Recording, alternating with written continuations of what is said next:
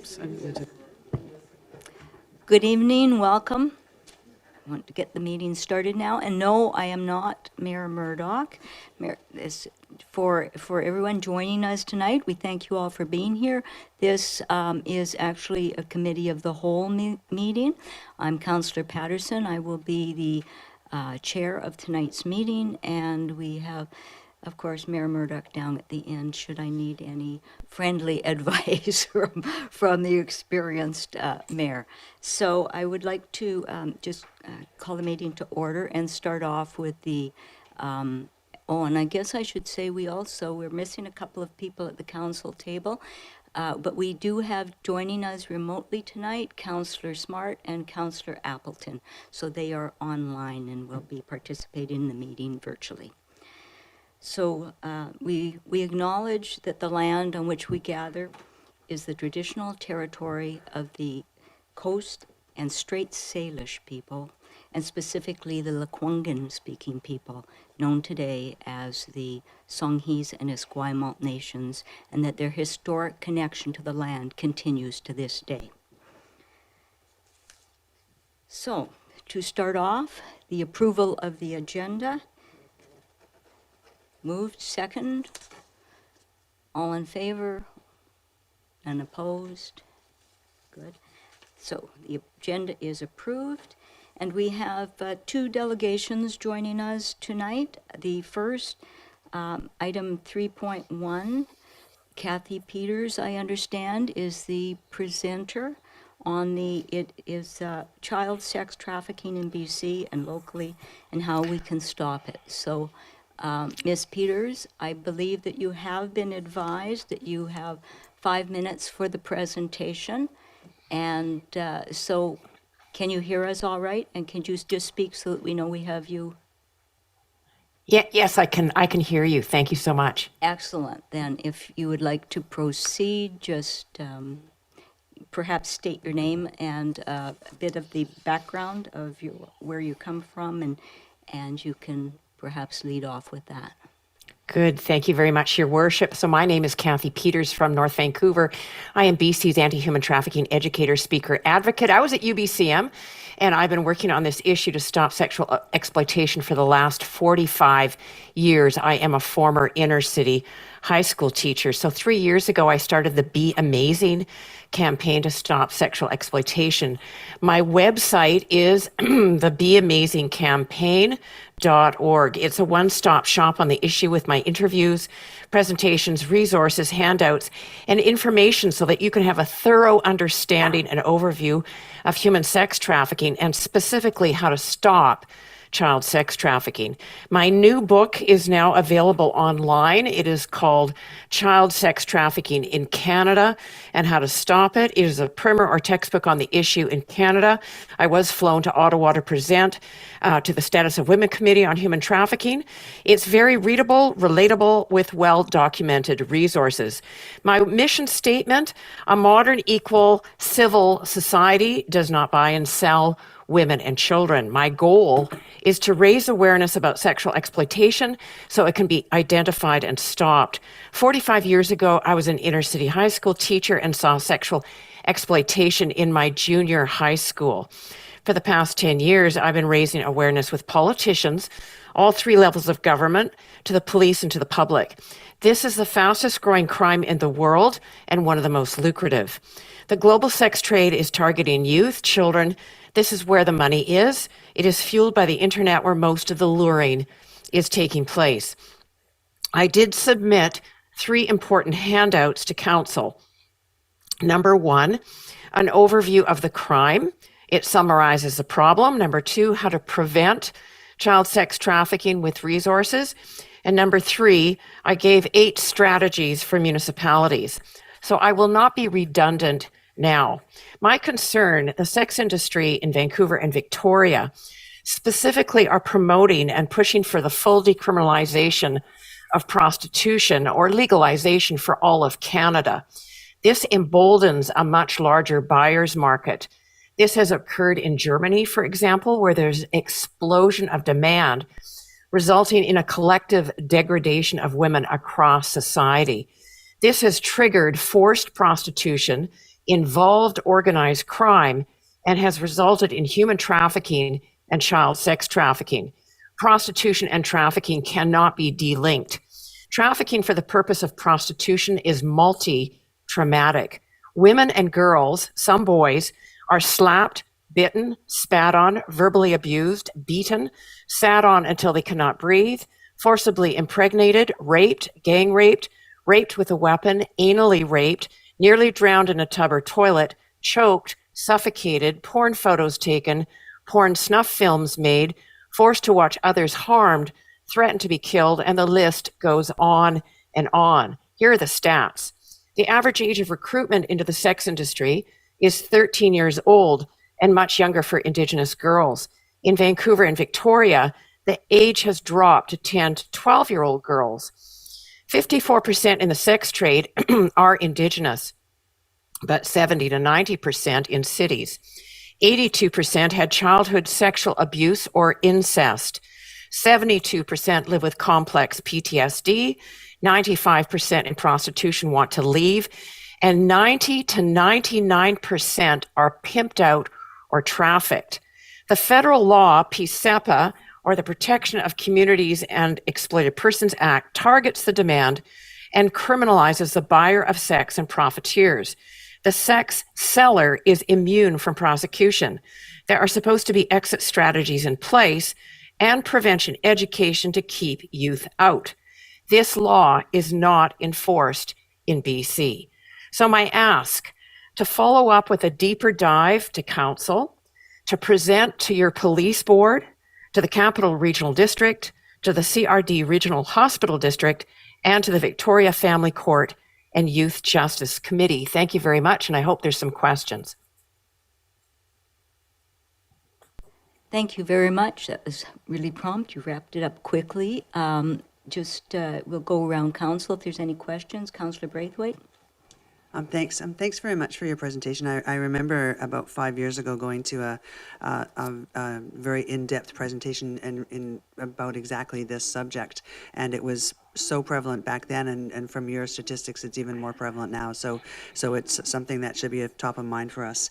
I did notice in your suggestions that you did talk about us perhaps going through our school liaison program, and sadly in our school district we don't have a school liaison program anymore.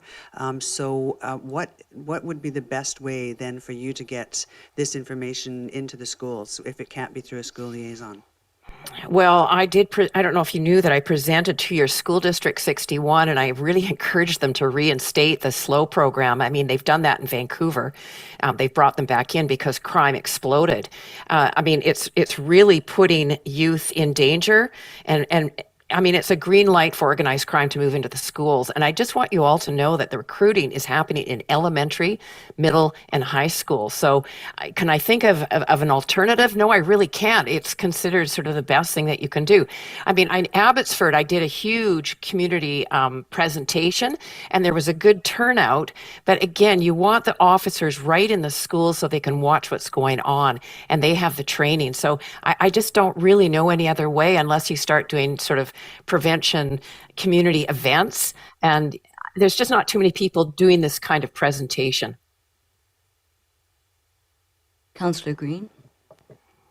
Thank you very much, and through the chair to Ms. Waters, thank you so much for this information. I'm a former probation and parole officer, so this is a subject that, while it wasn't as prevalent in my earlier career, I certainly appreciate the criminality of this behavior and what it involves. And Councillor Braithwaite raises a good point that we don't have a school liaison program any longer in this school district. However, I remember interdisciplinary teams that represented probation, social work, schools themselves, police, and other representatives. And I'm just wondering if in Oak Bay it would be possible to entertain a conversation about the possibility of creating an interdisciplinary team that would work with the schools as well. So, but I really appreciate the information you provided, and it's disturbing, frankly. Thank you. Thank you. And I too appreciated your presentation, Ms. Peters. I am the council liaison to the Victoria Family Court and Youth Justice Committee here in Victoria, so I certainly do hear about this on a regular basis. For your information, the MIST team, as we call them, Mobile Youth Services Team, we did have 3 teams. We are now, because of funding, down to 1 team of a council person for working directly with youth, who is backed up with non-uniformed police officer. And certainly we covered a lot more territory when there were 3 teams, but we have the 1 team now. They work under the umbrella of the Pacific Center for Family Services. We have advocated staunchly with the province for continued funding, which is still now in place for this team, but we do get reports out, and you are correct. The reports that we have coming in is that the targeted youth now is down to age 11. A lot of it is technology-based. And we are also hoping to reactivate the Capital Region Action Team, who went out and also engaged with youth in the community, in the locations where they are. So we hear about this all on a constant basis. I will certainly see that your information is passed on to Victoria Family Court Youth Justice. I'm sure that as we're looking for speakers, this I know is at the top of the list. So thank you for your presentation tonight. Thank you, through you, Chair. Just a quick question. Ms. Peters, you mentioned that PSEPA was not enforced in BC. Can you just explain, is that a conscious decision, or is it essentially just happens? I'm curious as to why that is. It is a conscious decision. This provincial government has taken the position that they don't support it, and so they are not enforcing it. They don't have the political will to. Just so you know, I have given my book to Premier Eby, to the Attorney General Nikki Sharma. She had never even heard of the law, and then Mike Farnworth, Solicitor General, knows my work and knows me very well. But it is part of their party policy platform to fully decriminalize prostitution. So BC is the odd man out in the entire country. So BC is the best place to buy and sell women and children in the entire country. Organized crime knows that. So they're pouring into BC to buy and sell women and children. And it's very, very lucrative. Thank you. Thank you, Ms. Peters, and we will now move to the next item on the agenda.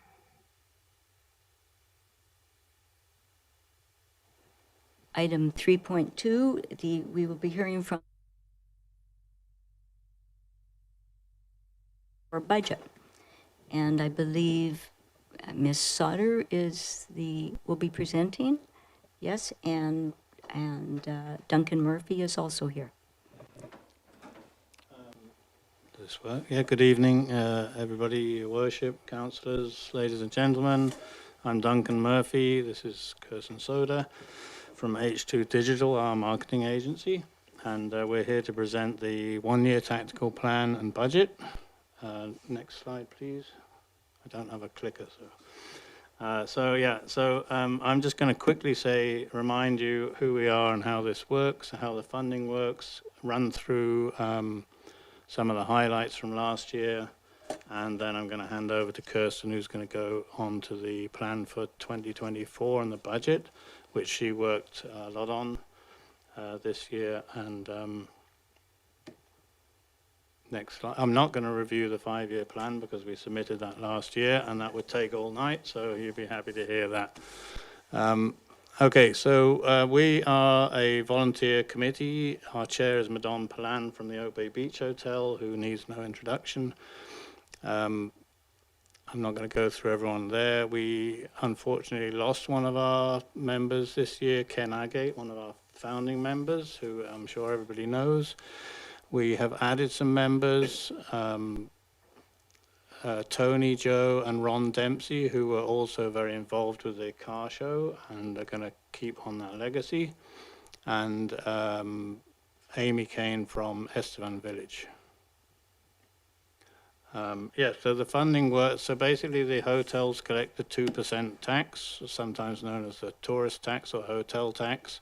That money is submitted to the province it comes back to the municipality, and then the Oak Bay Tourism Committee administers those funds. Next slide, thank you. So the purpose of the MRDT program is to fund tourism, marketing programs and projects, and increase visitation to Oak Bay and increase revenue within the community. We do this by partnering with Destination Greater Victoria, Destination BC, Tourism Canada, anybody we can leverage within, yes. We also support local meetings and events. We put out social media and, sorry, next slide. We have 3 major ad campaigns, one in the spring, the fall and the winter. We also use traditional media, and we do it locally and internationally. Next slide. Highlights. Social media, we've had one of the most successful year of follower growth this year, and we've also updated our website, although I'm going to talk about that a bit more later. Next slide. We bring in influencers and travel writers, which is a very effective way of marketing the local region. Next slide, please. We put out 10,000 brochures, which are distributed all around the airports, ferries, and local visitor center, etc. Next slide. We work with the local partners and members. Again, this is through social media. Oh yeah, and we support all the local events such as the Tea Party, the Marathon, the Car Festival, and we recently just did the David Foster Foundation evening gala the other night. There's some of these things that come up during the course of the year. We have opportunity to work on those. Okay, next slide. Oh, that's not on my thing. Okay, Francophone Games was a big one this year. That was delayed from COVID, but finally happened, so we sponsored that. Next slide. This is the fall campaign, which was very popular. People stay over the fall and winter and get a $75 gift card to spend, and that generated 272 room nights at the beach hotel. Next slide. Yeah. Oh, it was back one, I think. I think it was a blank slide, but that was supposed to be that was supposed to be our new landing page, which didn't actually make it onto the presentation. But if you're interested, the URL for that is oakbayholiday.ca. So that's basically a very quick overview. The main plan is submitted to you for review, so all the details are in that. This is just a very quick overview. We had way more slides than we had time to get through. We have had some challenges this year. Our main challenge has been with the RFP process for our marketing agency that we use. So that had already been extended for 1 year up until the end of last year, and we're now in November of this year. It's taking almost 2 years to go through the RFP process to reappoint a marketing agency. So we are looking forward to trying to expedite that and get that moved on. That's holding us up on various things such as a web page. We can't go out to RFP for updating our web page until we update we get our marketing agency in place. And we're currently month to month with H2 Digital. So that's holding us up on various things. Okay, I'm going to hand over to Kirsten, who's going to go through the next few slides for the upcoming year. Thank you, Duncan. As Duncan mentioned, all of the details are in, well, great detail included in your package.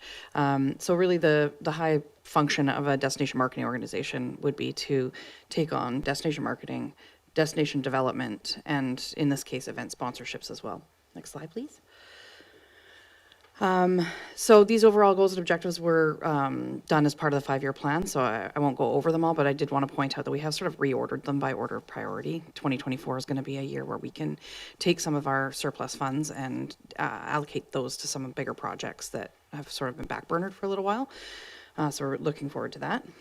Next slide, please. There's that challenge slide. Next slide. Yeah, thanks.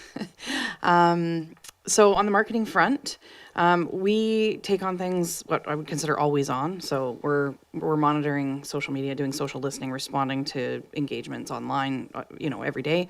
We're working with travel agencies through travel trade programs, leveraged through 4VI, Destination BC, Destination Canada. We're doing a lot of work with our partners and those same partners locally to host traditional journalists, travel writers and things, but also more and more frequently online influencers. And then there's all the collateral and things that we print and distribute.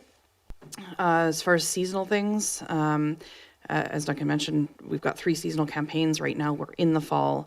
We've just launched this local shopping campaign, the oakbayholiday.ca, and that's allowed us, that's sort of the workaround because the website is quite broken right now. It's allowing us to be able to have some really timely new content that's really easy to navigate. Next slide, please. On the destination development and experience enhancement front, this is really a way to educate all the partners locally about what the DMO is doing and how they can be involved. We're really going to ramp up that ambassador program this year, upgrade a lot of the digital and sort of booth materials for when we are representing the community. Again,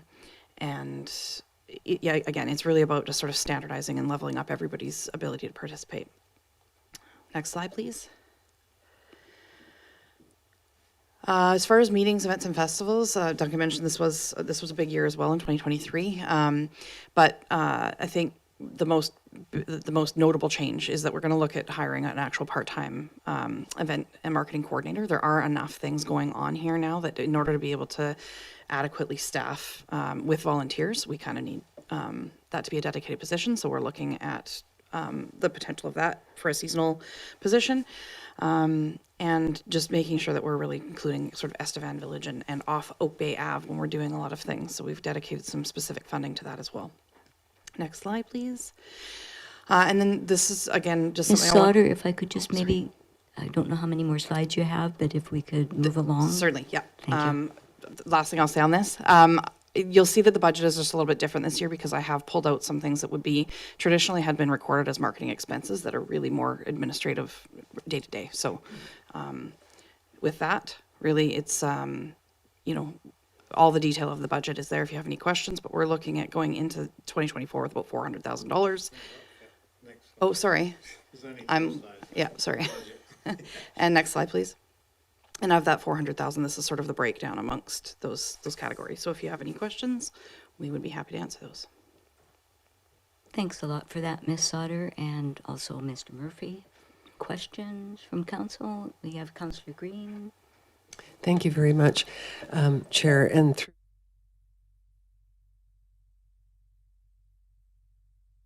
Mr. Duncan, thank you very much for coming and doing the presentation. I happen to be the liaison to tourism, and I have to say, I don't have any questions because I helped sit through some of this work previously, but what I wanted to do was just very quickly summarize the 3 words that I think best describe Oak Bay Tourism and the group, and that is resilience. They have come through a really difficult time with COVID, as many people did, but they have really survived and survived well and kept a positive attitude throughout.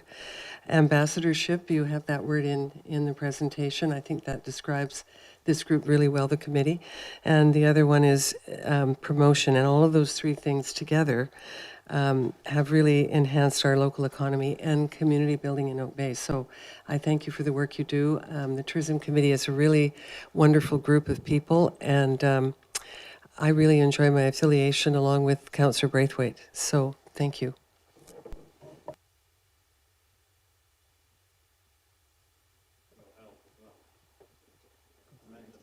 You are our liaisons. Your liaison, that's what I meant to say.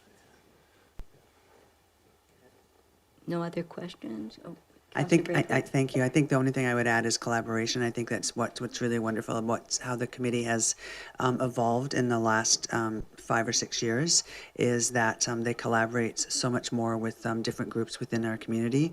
And the car show would be one thing that the tourism group now takes over, and also working with our Business Improvement Association. So thank you for that.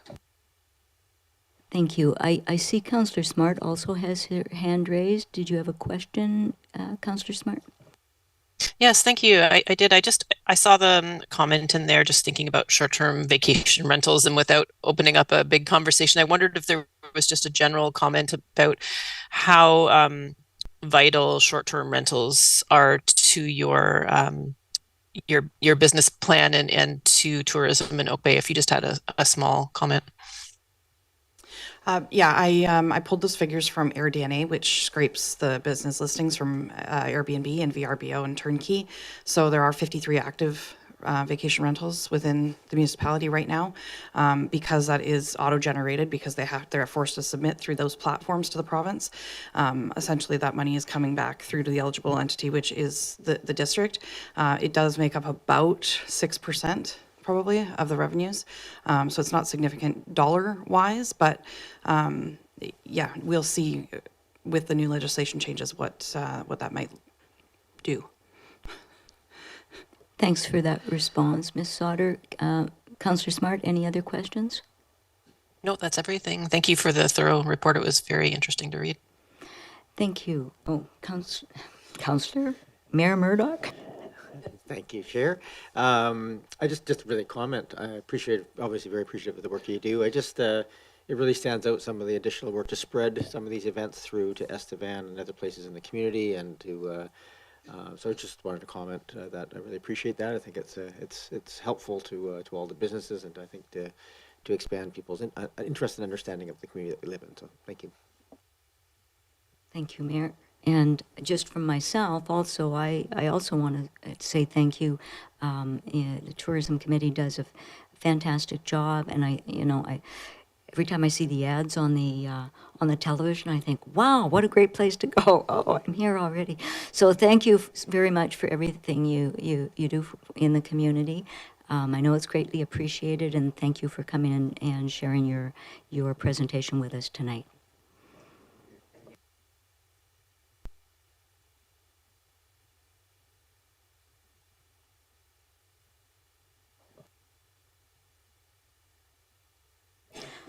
Okay, moving on then. The next section is the mayor and council verbal reports. We get these on a monthly basis at this committee of the whole, and I think we'll perhaps just go around the table, and then we will go to Councillor Smart and Councillor Appleton. So perhaps we'll start with Councillor Green, if you'd like to give us your verbal report.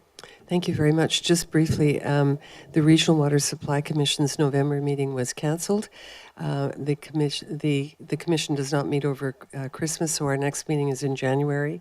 I attended the Treaty Advisory Committee meeting, I think, since the last time we were together, along with our CAO, Selena Williams, and those meetings occur in Souk and are in camera.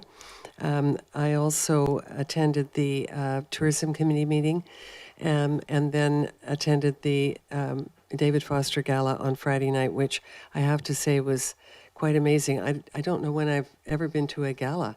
And I certainly didn't have the clothes for it, so I was forced to go out and do some shopping, because I don't think we are socializing so formally anymore since COVID. So, but they raised, I think, quite a lot of money, and I think it was such a good cause. It's for organ donation in Canada, so that's what the David Foster Foundation supports.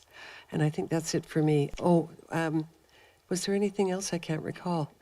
Oh, we had a workshop together as a council. I don't know if that was in the last little while, but it's been a busy month, and it's getting busier with December. Thank you. Thanks, Councillor Green. Councillor Watson? Thank you, Chair Paterson. Just a few, I have a list here. I decided it's way too long, but I'll pick a few things. I just, as for the community to know that behind the scenes, I know all councillors are doing a lot of reading and engaging in things on topics that relate to our role as councillors. And one of the things that, that I was have been spending some time getting to understand is a movement out of the United States called Built for Zero, which is an initiative that's now in place in over 100 cities to achieve functional homelessness.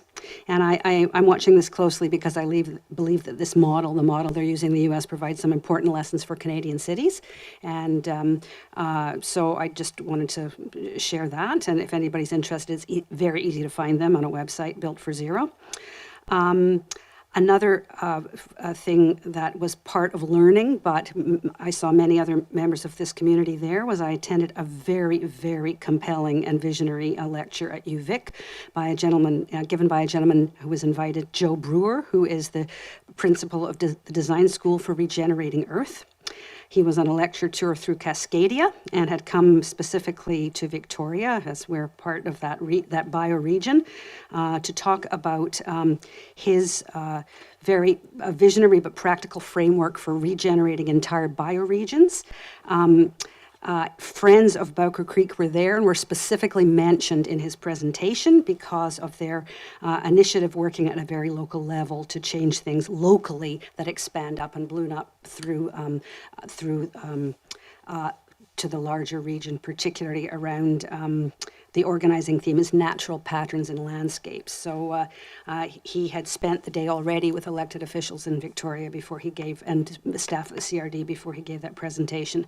And it really was a hopeful lecture for those of you who are maybe feeling overwhelmed by climate change and environmental degradation doom stories. I want to just acknowledge again our one-year check-in for council. That was a very productive and beneficial day that was organized well by staff and began with a very creative beginning with two members of the Sartlip drum making community to assist us, to demonstrate and then assist us making our own drums. And then one other thing, another moving event that I attended on behalf of the community was the Kristallnacht commemoration at Synagogue Emmanuel on November 9th. Standing room only attendance, drawing broadly from the community to show support to our Jewish neighbors.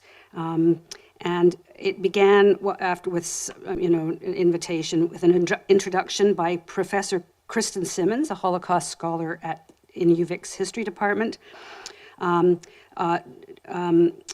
to introduce a moving presentation by a child survivor of the Warsaw Ghetto, who then reminded us of the horror of Hitler's carefully orchestrated efforts to eliminate all European Jews and the indelible marks that this left on one little girl. So that was a very, very powerful event during this troubled time, and I felt very privileged to be there and to represent Oak Bay in that community. And there are other things that I know you're going to hear about from my co-councillors, so I'll stop. Thank you. I'll make mine very quick because there's already a lot that's been talked about. I will touch on a couple of the things, which was the Oak Bay Tea Party Volunteer Dinner, which happened a few weeks ago, which was put on by the Oak Bay Tea Party board, and it's just to celebrate all of the volunteers that help out with that. Halloween on the Avenue, obviously I couldn't go without talking about that because that was so much fun. So thanks to the BIA for that. Royal McPherson Theatre Society, we did have a meeting, and the CRD will be coming soon with a presentation to council. So I think maybe next week or the week after, I'm not exactly sure, but it's coming up. I did attend, as Mr. Murphy talked about, Ken Agate. I did attend an event that commemorated him, which was really lovely to see so many people in the community come together to remember Ken. I also attended a Thriving Victoria Living Wage and Affordability Summit, which was quite interesting. They talked about the living wage and the effect on the community. And then a lot of Remembrance Day things, and then I think on the weekend at the David Foster Gala, and then also the Francophone Games wrap-up. And that's all I'm going to say for now. Thank you, and through you, Chair. I give an update at every meeting as things that are going on, so I won't cover much. The only thing I think I haven't spoken to was the Francophone Games, or sorry, the Francophone Society had BC had a meeting at the Oak Bay Beach Hotel this last week, just celebrating all of the things that they've had. They've acquired a building downtown on Langley Street. They have a permanent home for the Francophone Society, but also celebrating the Jour de la Francophonie Nord de Oost, which was the event that happened this summer. And it was very nice. They certainly went out of their way to thank Oak Bay Recreation, and all of the staff for their support. This is as Mr. Murphy noted, this is an event that was canceled and postponed multiple times due to COVID. It shrank, it changed, it had all kinds of different activities, and through it all, the district and many other partners, including the Oak Bay Beach Hotel and Oak Bay Tourism, were there thick and thin. And so they really expressed their appreciation to the community, who came out in droves as volunteers and in other ways. So it was just nice to have that recognition of the community at that event. Thank you. Maybe we'll go to Councillor Appleton now. Thank you very much, Chair. I'll be brief. In my capacity as Chair of the Greater Victoria Public Library Board, the board met at the end of October. And probably the most significant event, or the most significant reporting back from that meeting is that the library board passed its new budget and its new financial plan. So, as council is aware, the follow-up from that will be presentations to councils about the upcoming budget. The budget is as professionally prepared and as detailed and as finely reviewed as council has come to expect from it. Prepared with great care and great detail by staff and the members of our finance committee. So I think council will be as impressed as always with what comes before them. The library board continues to work through strategic planning on a number of different elements. And is also, watching with interest some of the announcements in neighboring municipalities about potential new facilities, exploring options for new facilities. So that's been an exciting time for the library board overall. Also attended just this past week the meeting of the Oak Bay Heritage Foundation, which continues to work hard. The lecture series has wrapped up for the balance of this year, but planning is underway for the next phase of those presentations. So please keep your eyes peeled for that. Thank you, Chair. Now, thanks for that, Councillor Appleton. And Councillor Smart. Yeah, thank you, Chair. I'm joining remotely today. I'm in Vancouver at the BC Affordable Housing Conference. So having the opportunity to learn from so many of our community partners how we can support bringing a diversity of housing options at various levels of affordability in our community. Highlights from today's sessions included a keynote on multi-generational housing and its impact on mental health in our communities, as well as a presentation on North Vancouver's steps to success for implementing affordable housing projects. So I'll be bringing that knowledge back to council. This has been a very busy and exciting fall with many community events. To mention just a couple, this past week I appreciated joining the community at the Monterey Centre at a Meet the Ministers events, where residents had the opportunity to talk about how the provincial government impacts their quality of life. I also enjoyed hearing about past stories of our community by attending the recent event at the Windsor Pavilion, led by the Heritage Foundation lecture series. So lots of amazing opportunities to connect with the community, and that's my update. Thank you, Councillor Smart. And for myself, yes, it has been a busy month, and Halloween was great. The BIA really outdid themselves, and as did all of the Oak Bay staff that assisted with that. November 5th, we held Oak Bay Parks and Rec had Tree Appreciation Day. I attended that, and also in attendance were the Cool Kit team of Dr. Stephen Shepard and Cindy Cheng. We also Friends of Upland Park, with restoration biologist Wiley Thomas. And the event certainly had lots to offer, instructions on planting and pruning by our own park staff. They did a great job, as they always do, and And there also we had walking tours of Uplands Park and walking tours of the surrounding neighborhoods. So I think everyone had a great time at that day.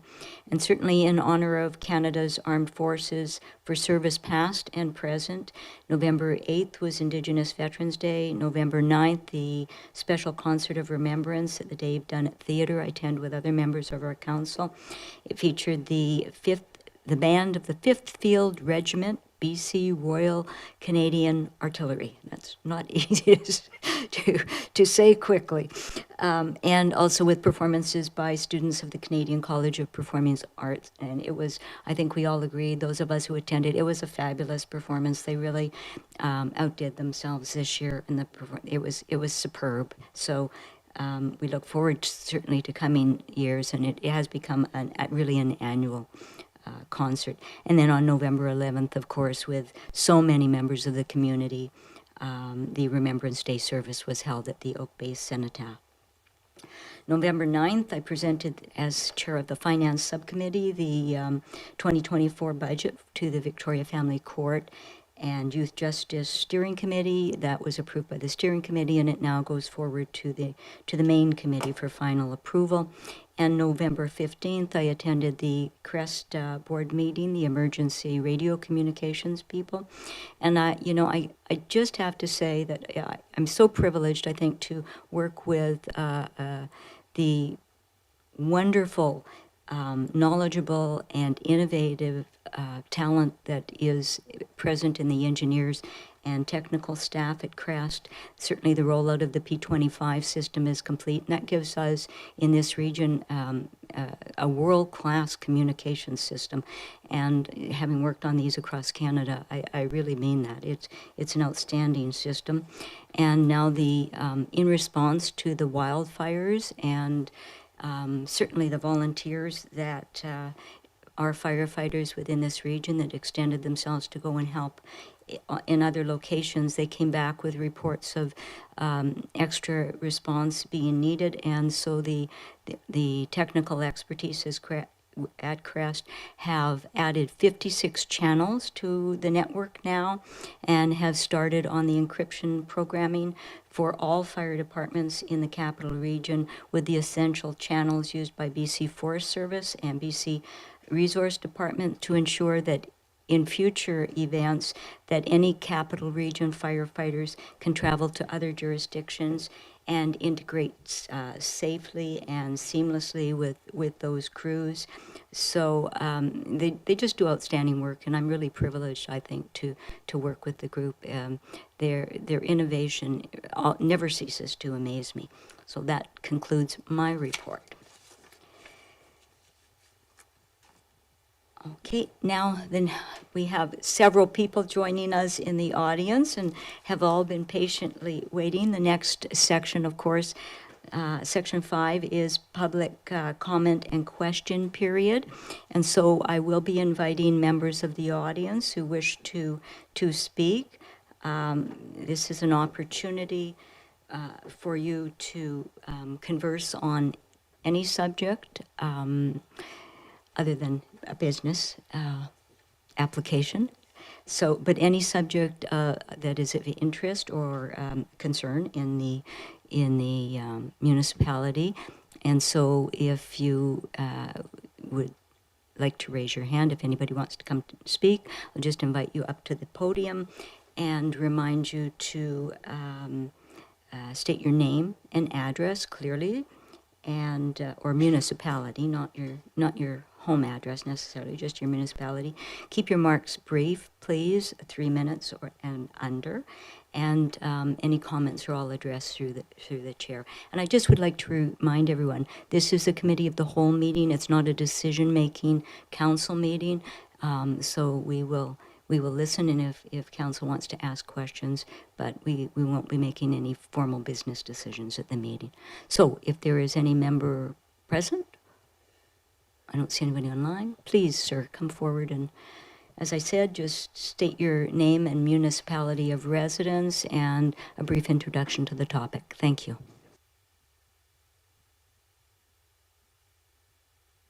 My name is Giles Deschen. I live on Runnymede Place. And if you're not aware, that street has been dug up for the last 4 months and closed to through traffic. It's been quite an adventure. Before the current roadworks on Runnymede Place, I'd noticed in my family's 13 years on the street that there's quite an increase in volume and speed of traffic on the street before the roadworks. No traffic calming steps have been taken during that time, and recent changes on Foul Bay Avenue seem to have increased the volume and speed again of traffic. Runnymede Place is going to be significantly widened. It appears in places about 1.5 times as wide as it was before, and there was no notice to residents of the street that this would happen. It's come as quite a surprise to me. It's my understanding that traffic calming has been raised with the engineering department of the city by other residents of the street, and we've been informed that there is no expectation that traffic volume or speeds would increase on our little street. This frankly seems counterintuitive to me. We're also told that if there is to be any traffic calming, it will be addressed after the road is complete, which seems less than ideal. It's a designated 30 kilometre an hour zone by city bylaw, and there was a very large natural rock in the middle of the street on the west side, which has been dug out at very loud intervals, starting at 7:15 a.m. It took them more than a month to dig the rock out. So you can imagine that it had a natural traffic calming effect, and it is gone. So, in relation to that, I urge the city to calm the traffic on Runnymede Place now, and not to wait until the new road is laid and it becomes a problem, as people inevitably try to avoid what is a traffic snarl at Foul Bay and McNeil. If you've ever been there around 3 p.m. on a school day, you'll know what I mean. Briefly, in relation to traffic safety on Runnymede Place, there is also an issue about leaving Runnymede Place northbound to turn left west onto McNeil, and this plays into the city's proposed changes on McNeil, which I understand is still under consideration. It is not safe currently to turn left from Runnymede Place onto McNeil. The sight lines are very bad. There are cars parked, which makes it extremely difficult to see low vehicles coming eastbound on McNeil, and in particular my concern when I drive out of there in the morning, I can't see children on bicycles. They are too small to see. The only close call I've had, thankfully, was with a sports car, a very low sports car. We did not see each other at all. So if that was a 7, 8-year-old child on a bicycle, I would not have seen him. So If I can just get you to wrap it up, please. Thank you. yes, I'm done. Whatever changes do take place for McNeil, I would urge you to consider what is left of the quiet side street nature of Runnymede Place and not to do anything else to increase the volume or speed of traffic on our street. Thank you. Thank you, sir.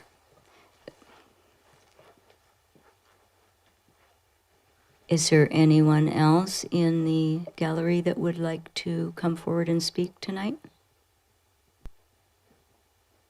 Please, sir. Again, if you'll just state your name and your municipality of residence and try to stay to the 3-minute mark. Thank you. My name is Ken Robson. I live in Oak Bay. I'm also a resident on Runnymede Place.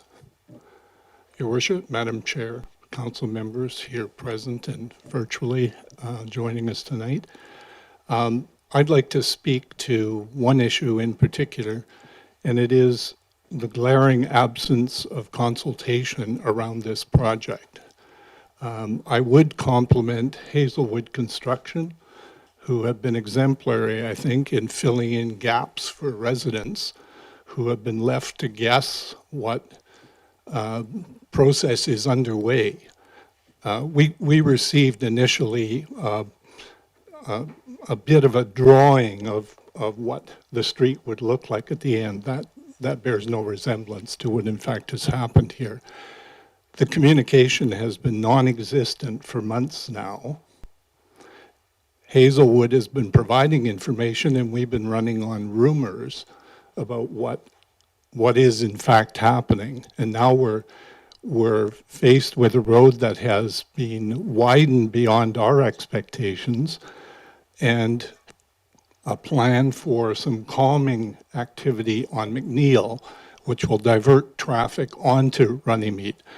I would really appreciate it if I'm mistaken in that and can be corrected, but that's how information is being transmitted now around the neighborhood, since we don't have anything else to confirm what is really in store for us. I think it's fair to say that we have been living on what is virtually a cart path made into a road, which has been used by walkers and cyclists and many children who walk it and play on it and return from school on it. That road now is going to be a much more expansive one, and easily one that people can pass through the neighborhood with greater speed on. The corner, the dog leg corner up at the end that many drivers, truck drivers coming into the neighborhood, believe is a dead end, has now been widened and allows for greater speed around that corner. I think you get the gist of it. The neighbors are frustrated. I'm frustrated about the lack of communication and consultation about this project and where it's headed and how it fits into whatever else is being planned by council. Thank you. Thank you. So thank you very much for this. I'll just try and jump in here with a little bit of a clarification of what's happening there. So to the best of my knowledge, and staff, please jump in here. We don't have our engineering department in the room tonight to answer questions. There's not any intentional widening of the road there, other than there are probably a few spots that'll be wider. There is a widening at the corner to accommodate the subdivision piece and the access to that subdivision piece. Other than that, it's really just their utility replacement pipe going in there and then a repaving over top of it. So the intention here is certainly not to direct or redirect traffic onto that road. That's not been part of any kind of design criteria, nor to make it a faster, speedier, but we do have to repave it, obviously, at the end of all of this. So that's the changes that are intended for that street. And I might go to Ms. Williams on that one, just if there's anything else you wish to add to it. So, but I take, just before I do, the feedback's actually helpful, because certainly as we're going through and ramping up our asset replacement program, we're going sort of from a 1 or 2 million a year to sort of 20, 25 million a year. We're also increasing the communications piece. And so if you're not getting the information that you need, and there's sort of rumors are now leading that thing, we're not doing our job very well. So I think the fact that you're here and able to share this is actually very helpful to us. But Ms. Williams? Thank you, Your Worship. I really can't share a lot more than what you have shared, but I did speak to the Director of Engineering, and he did indicate that there was a utility replacement and extension there of the service. So there was a replacement of the existing and then an extension into a newly subdivided lot. So there was a bigger area that was paved after, but not an intentional widening for any other purpose other than to manage the servicing. So I hope that's helpful.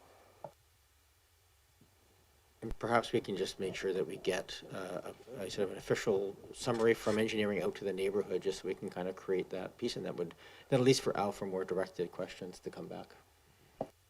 Yes, thank you for that, Mayor, and thank you for everyone that came out for this tonight. I certainly know I've had been in a bit of living in a bit of a midst of a construction zone myself, and some of it has gone according to plans, and some of it has been creatively reworked on site. So I certainly can appreciate the dilemma, and so I thank our mayor and Ms.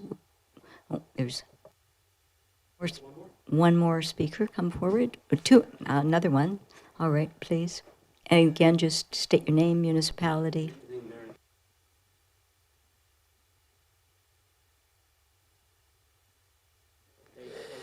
I just wanted to let you know that I have been in touch with the Director of Engineering in regards to this project, the scope of the project. And I've asked for some very specific engineering details about what the project entailed, and I'm waiting to hear back from Mr. Robertson on this. And upon receipt of that information, I'd like to present something to you in a bit more detail, if that might be of an order. I'll get back to you in due course in regards to that. I think that's all I want to say at this point. Thank you, Mr. Marshall. And I'm not certain that it will, the work will be coming back directly to council, but certainly there is an opportunity for the public to speak at council meetings. There's a lady also that would like to come forward. If you'd just like to come forward, state your name, municipality, and address any remarks through the chair. Thank you. Thank you. My name is Karen Hoodeshen. I also live on Runnymede Place in Oak Bay. I had sent an email to the council regarding the McNeil corridor. I've been watching that closely after the survey closed, so I was not able to provide information during the survey when that was open, but have since been paying close attention. And I wrote that my number one concern was about the sightlines at the corners of the streets. This week that changed. My number one concern is about my little street, because while I can appreciate that there's been a comment that the street has not been widened, my front yard has been dug up, my neighbors' front yards have been dug up, and there is now rock there. So I am concerned, I think, how other people have stated about the communication, because at this point I don't believe that to be true, which is a challenge as a community member. So not good at public speaking, very uncomfortable right now, but very concerned about how this is going to go. I don't have faith that the changes, no, I guess if I have one statement to say is that my understanding of what's supposed to be, why the changes are going to happen at McNeil is to reduce the speed of traffic. If that is the case, why has my street been widened to increase the potential for speed? And that's me. Thank you. Thank you very much for that comment. I don't know, Ms. Williams, if you would like to, or any member of staff would like to speak to that. I think we've already commented on it, but. Thank you, Chair Paterson. I would just like to say that staff are working on getting an information piece out to everybody who's written, and we did receive a petition from the Runnymede street owners as well. But to get an information piece going out, just sharing factually where we are and how we got there, and I'm just hopeful that that'll be helpful. Thank you, Ms. Williams. Any further speakers? No? Oh. Please come forward.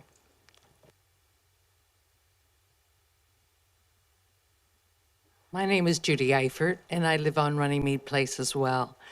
I think what we have indicated this evening is we would really value information, but beyond that, we would also appreciate an opportunity to be consulted, because what we see happening on our street is not compatible or consistent with the information that is coming out.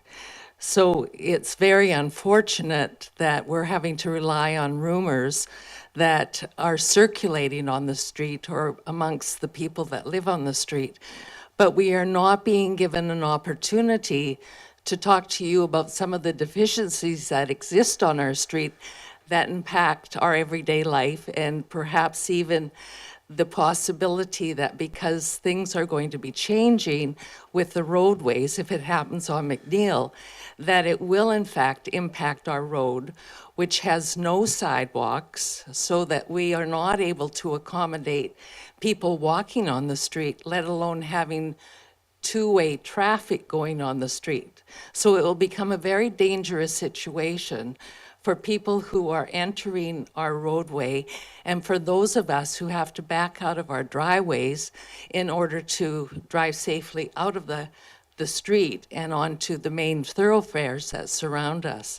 So what we're asking, in addition to the additional information, is we're asking for an opportunity for someone from Oak Bay and from the engineering department or whatever office it is to actually perhaps conduct a face-to-face meeting with us so that we can provide you with some of the insights that we have about actually living on the street. And that's, I think, what we feel has been missing all along, is that from the outset, we knew that the infrastructure had to be corrected. We understand that, and we are not arguing with that. But at no point have we ever been consulted as a neighborhood or a street within the neighborhood and homeowners to ask us and to tell us what is going to happen, and now to deal with some of the anxieties that have been provoked by what we see happening on the street. As Karen said, the street is wider. Ultimately, it's going to encourage more traffic to come through because it's going to be easier for people to see the end of the street and to turn right onto Mount Joy. And so I implore you to at least think about talking to us. And we hope that we can be reasonable with you, but we feel that someone has to at least listen to perhaps some suggestions that we might have and better inform us about what can be done or what is planning to be done so we know what we're going to be up against. Anyway, I'd really appreciate you to deal with, I guess it's a process situation that we're asking you about and imploring you to meet with us before the project is completed. Thank you very much. Thanks for those comments. I think certainly Ms. Williams, our CAO, has covered off that we certainly heard you at this meeting, and I know that Ms. Williams will be taking this back and conferring with staff. We don't have our Director of Engineering with us tonight to give any further insights in it, but I think definitely all of the remarks that have been said will be taken away and revisited, and staff will come forward with something. Was there anyone else that wished to speak? No. Okay. Okay. Councillor Braithwaite.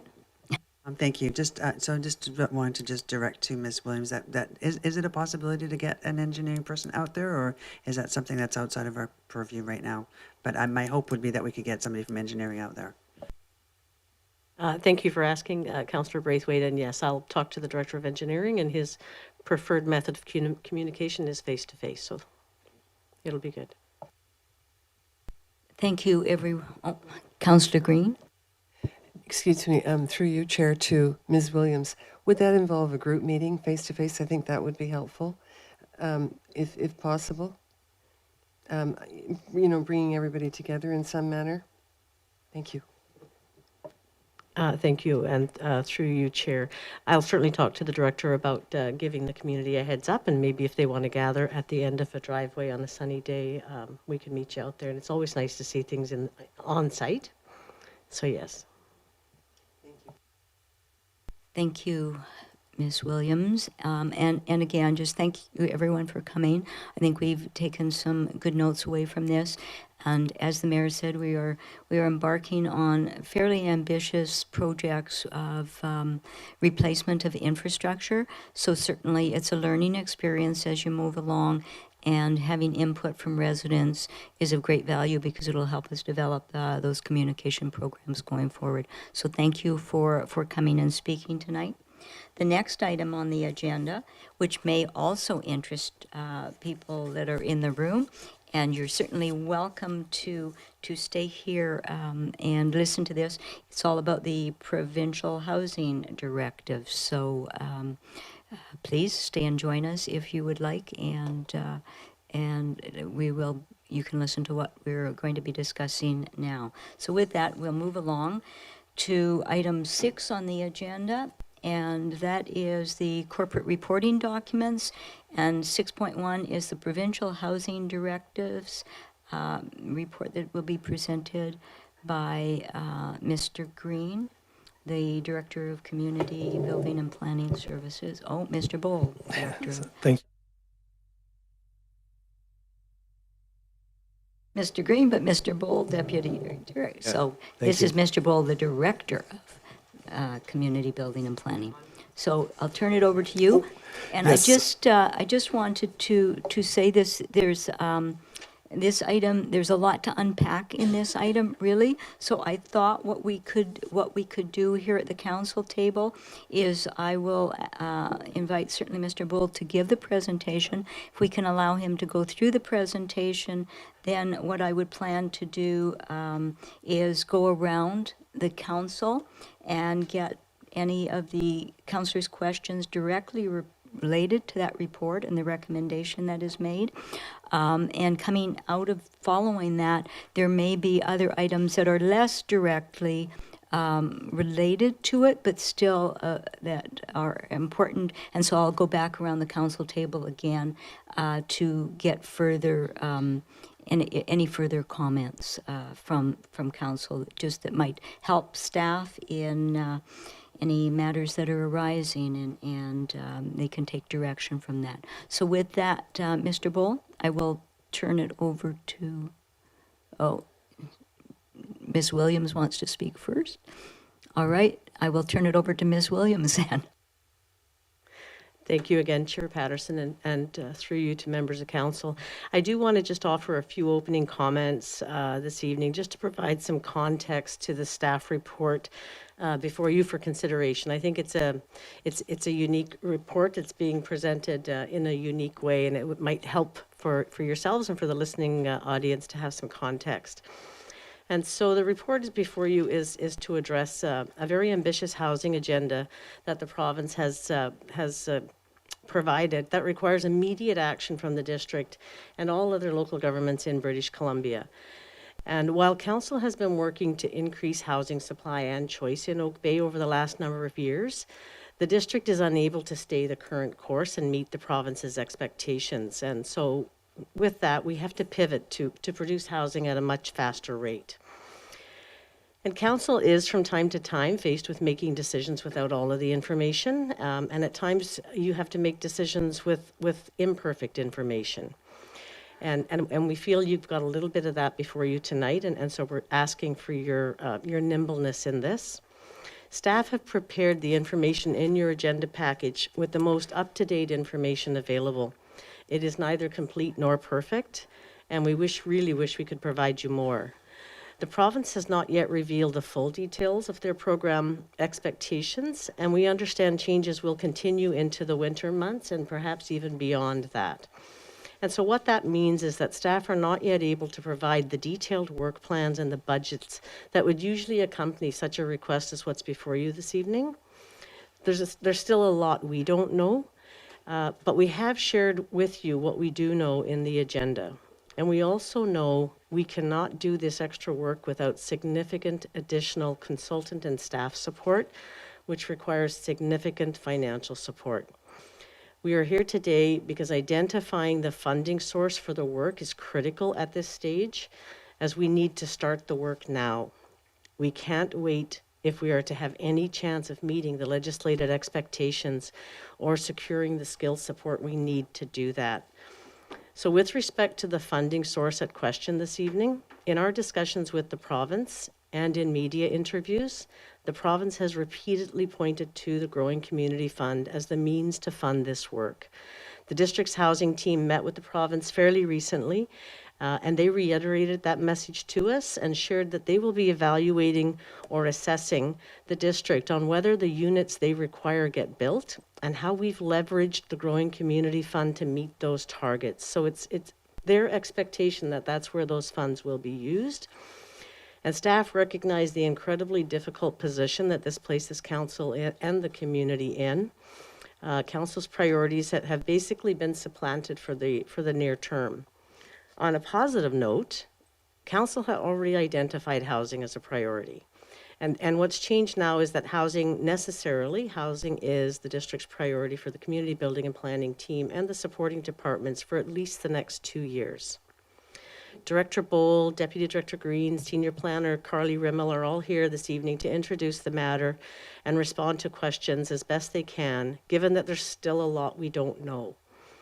Their report provides information on the necessary next steps, very high-level estimates of what we need to complete the work, And the report also provides a recommendation for how to fund the required work.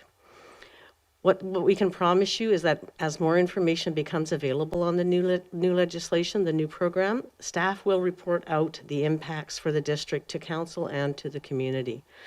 And subject to your decision this evening to fund the initiative, staff will report out regularly on the progress of the housing program, the district's housing program itself, and the use of the growing community funds, keeping in mind that those funds can be reallocated throughout the spending period, which is a 5-year period.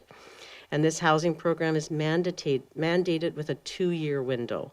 So it leaves time to potentially revisit the use of some of those funds if they're unused. My apologies, this mask is annoying. And so the next steps after today is the recommendation from this evening will go to council on November the 27th for consideration of adoption. And at that meeting, council will also be considering the full spectrum of council priorities in the context of this accelerated housing program. So that's just, I hope, provide you some context for the report this evening. And with that, I will turn it over to Director Bowl and his team to walk you through the presentation and the staff report. Thanks for that introduction, Ms. Williams. And now over to Director Bowl. Thank you, Chair. Next slide, please. A couple of things I'll touch on, but in very high level. The mandated provincial changes, the recommendations for related projects, and number of assessments to inform the work, community engagement implications, and staff conclusions. Next slide. The housing target order. This is something that was assigned to us in September. Together with 9 other municipalities, we received a housing target order. The 5-year housing target order for the district is a completion of 664 units by September 30th, 2028. And it's a graduated increase in yearly production, so to say, that the province is mandating. And they're seeking regular reporting on that. There's a number of performance indicators that are further outlined in the report. But the focus is on net new housing units completed and on the progress in changing bylaws and policies and work underway.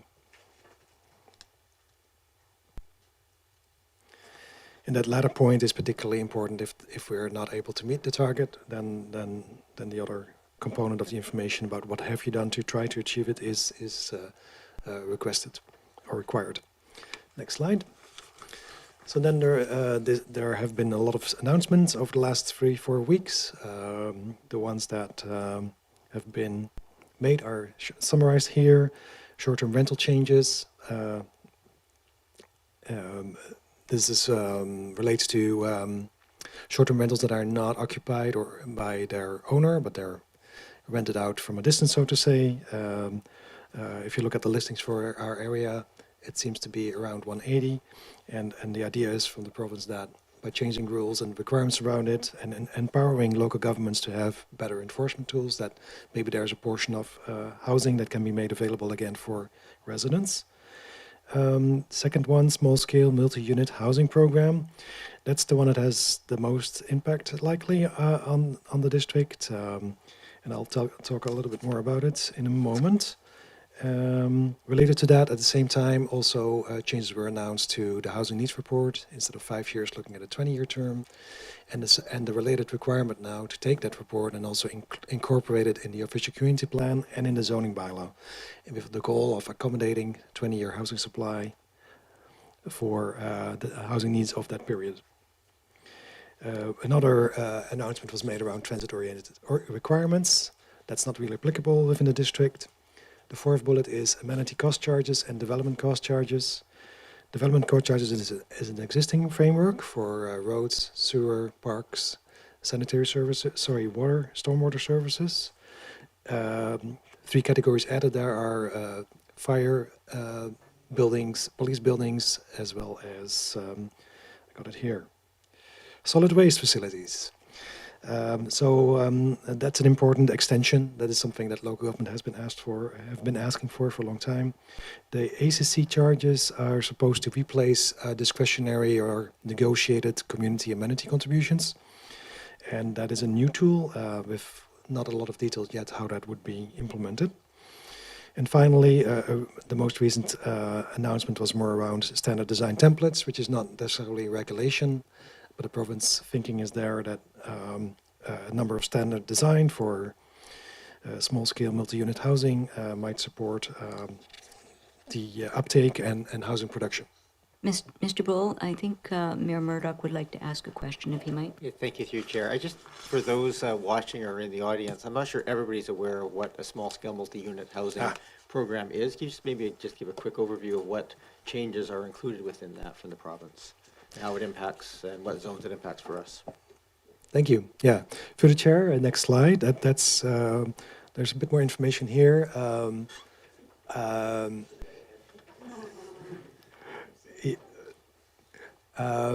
Yeah, this program, let me see, it is a bit like the infill housing program that the district has been working on, with the difference that the province has decided how many units per single family lot should be allowed in communities over 5,000. And depending on the conditions, seems to be 2 tiers, either 3 or 4 units for regular single family lots, but up to 6 units if they're close to frequent transit services. And in our community, we probably have a mix of both, because frequent transit services seems to, from the tentative information we've seen, that would be a 15-minute bus service. The type of units is open to most extent, but the types of unit envisioned by the province are secondary suites in single-family homes or duplex units. They can also take the shape of detached garden suites or lamey homes, is another term for the same thing, or triplexes, townhomes, or multiplexes, which is a different word for basically one building with up to 4 or 6 units. Yeah, the last bullet, I'm acknowledging that is in a way preempting our infill housing program, because in our process, our next step was to work on the details of our own program and determine what kind of housing types we would allow where and to what extent. Now that is all kind of preempted by the province to the extent that by requiring 4 units or 6 units for different site conditions throughout BC in larger communities over 5,000 people, that decision has been made by the province basically. That's the target that needs to be in the zoning bylaw next year. And that's if anything, I'm not sure, well, it's not the same as our infill housing program. I want to be really clear about it. I think our outcome would have been a little bit different, but this is the province response and ambitious action for the housing crisis. So there's a lot of details that we don't know yet. There's a regulation coming on this topic and a policy manual, and we do notice that the draft legislation says that the policy manual should be considered, is providing guidelines. So how tight or how flexible that is, we don't know yet. So, and that creates a lot of uncertainty. What kind of details can the district still determine for ourselves, or is a lot of this predetermined? It sounds like the province has a lot of specific ideas of how this is implemented, because they have mentioned setbacks, lot coverage. They touch on parking as well in the legislation. So it goes in quite a level of detail, prescribing or outlining what the expectations are. Next slide. So reflecting then on implications on our projects and work plan, this entails major changes to our council priority projects, prominently the housing ones, of course, but it also affects other projects that are topic of next week's meeting.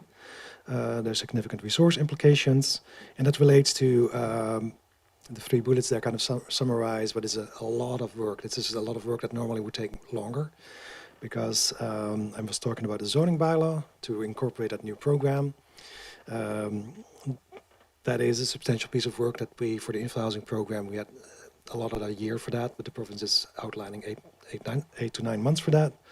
The housing needs report in itself, not a major undertaking, but it does need to look at a 20-year horizon. The bigger job there following that is to change the OCP and the zoning bylaw review, and to make sure that all those housing needs are incorporated. But that in itself, that triggers a lot of other work, because that means we need to think about, well, where is this housing located? There's still different designations in our community between single family and multifamily or mixed use. And the zoning bylaw itself, making changes in there also is is complex because our bylaw is older. It has some complex provisions, and it will be important to make sure that all these changes work well together in order to avoid unintended consequences. So those are two major pieces of work. On the next slide, we're summarizing a new housing project lineup to be clear about what kind of required elements are there from the province, and we recommend to treat those as separate projects than the ones we had identified before, because it's so different from what our own plans were. In this particular slide, and it's a bit small on the screen, I notice, but there is some, the right-hand part speaks to what kind of related council priority projects we had already envisioned earlier. But as I said, with regards to housing, these new project definitions are going to be determining our work for the next 2 years, and that's pretty much because the province requires us to. There are also attachments to the report that I should mention. We have high-level estimates for funding for each of these and the timing, but the timing is pretty much 2024, 2025. And attachment 6 provides a bit more detail on these projects. And what we did there is we took required elements from the provincial legislation as far as we understand it now. But we also took elements from our previous project backgrounders that you saw earlier this year for the previous round of setting council priorities. And we took elements from most housing projects, almost all the elements, not all of them, and some of the village area project to be rolled into this work that needs to happen anyway. Let me see. This next slide. There's a couple of prominent and important assessments that we've been thinking about. Some of it in relation to the village area planning project that we were contemplating earlier. Others when we were scoping for an OCP update that the council had asked some information about. And also directly related to the realization that if we change zoning, if we make blanket changes to the zoning bylaw for single-family areas, that's most of our district. So we should anticipate or at least review what kind of pace of development might we expect, and what is the impact on or the demand, I should say, on infrastructure, community facilities. Are our plans for infrastructure renewal or expansion and upgrades, are they aligned with that expected timeline? That has not been considered in the past yet because we didn't have this target previously. So that's an important assessment. That's the first bullet. The other one, commercial and retail analysis, also ties into growth. You can assess the current situation in our village areas and neighborhood nodes. But with growth, there might be additional demand. How does it play out? Is there sufficient supply, or should we consider adding or reducing lands for commercial and retail uses? Land capacity talks about the viability of development and what are the conditions for development, and that would be a key piece to try to estimate how much uptake might there be, or are there particular areas in the district that are more likely to see redevelopment over others. And that is all very relevant information to understand better what might be resulting from these changes. Complete community assessment relates more to having a framework or some kind of better information on where are our services, what kind of housing might be best placed where in relation to maybe transit or services or medical services, whatever it may be, because the housing target order does talk about different types of housing with probably different location preferences. So that's another important piece. So those four assessments are quite important, but they're in the attachment 5. They're a bit divided between the OCP review project and the other one is, I think, the small scale multi-unit project. Just wanted to highlight those as important foundational pieces. Next slide. The Oak Bay approach to community planning, I think our infill housing strategy process from the last 2 years is very much a signature or example of that. Seeking consensus, talking about different options, trying to understand what the needs are, but also the local context. So that changes with this approach from the province. On the one hand, we already planned for housing initiatives, so it was already a council priority. And updating the OCP does offer an opportunity in that we can take a holistic view at future growth and related community infrastructure needs. but it's also a daunting task because it needs to be done in such a short period of time. But it's unclear, though, particularly in relation to the infra housing efforts that we had planned. We don't know to what extent we can identify those local details. Next slide.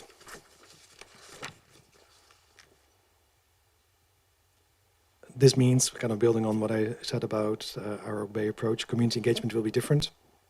In a sense, it's reduced. It's a reduced scope because the amount of growth has been set by the housing target order and by requirements around what should be possible on pretty much all single-family parcels.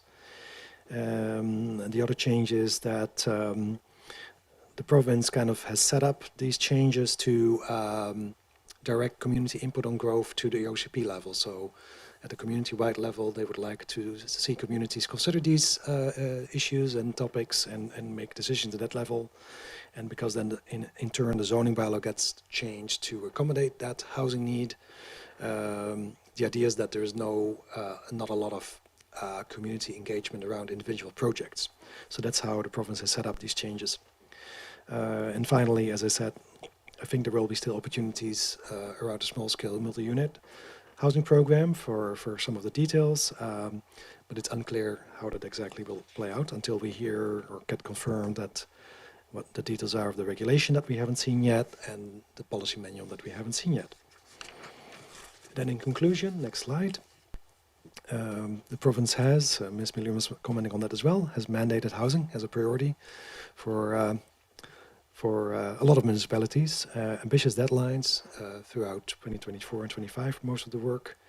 And it does mean that will require extensive resources to meet those guidelines. And it's for a couple of reasons. There's a lot of bylaws and policies that need to be updated and reviewed. We need to look at the process, something we already plan to do, the development approval process particularly. We need to look at our systems. We have started to prepare for more digital application processing. It might be very important to do it faster if our volume is going up, because finally there's also the human resources aspect of it. If the demand and interest in development increases, that also immediately has impact on staff that deals with the inquiries early in the process, mostly planners. But when projects get underway, then other departments get involved as well. Including the building team in my department, but also engineering, parks and recreation, and it trickles down throughout the organization that way. The funding sources that are available, there's a couple of other options discussed in the staff report, but the only one that's confirmed and readily available at this point is the Growing Communities Fund. Another announcement that has been made is 51 million for all, that is actually we think that is for the 80 municipalities that are over 5,000 residents. But depending on how that is distributed, that's not going to be a substantial amount, we believe, or expect. Another funding source that is pending is a grant-based program that will become available only early 2024. But in the short run, that won't really give us much certainty or assurances that we can start all of this work. So with that, the staff recommendation for that reason is for all these reasons, and the background I gave to you in this presentation, to allocate $2 million of the unallocated growing community funds to earmark for housing, and the package attached to this report. There's also an amount of $475,000, but that's a growing communities fund that was already allocated in some shape or form to a number of housing projects. And basically bundle that all and create a single pot of money for this package of work that the province is requiring us to undertake in the next 2 years. Thank you. Thank you, Director Bull. That's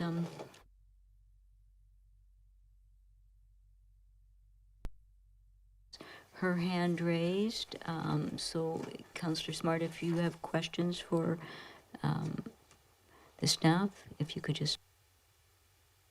Thank you, Chair. Yeah, I just had a few quick questions. The first question was just with regards to through you, Chair, to Mr. Bull, with regards to the mention on page 54, 55 of the report with bringing a climate action plan into the OCP work for 2025, does this assume that a climate action plan will be produced in 2024?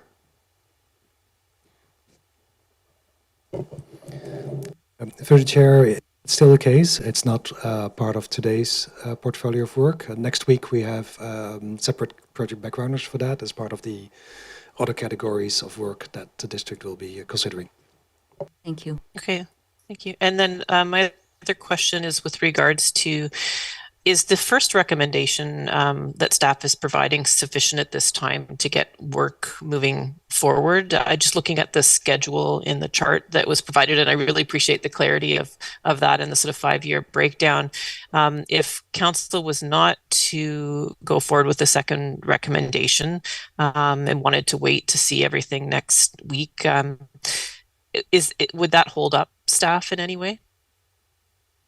Through you, Chair, to staff. Mr. Bull?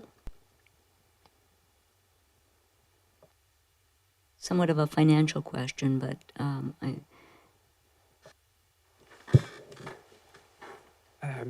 Good evening, Chair. Through Chair to Councillor Appleton. I don't believe so.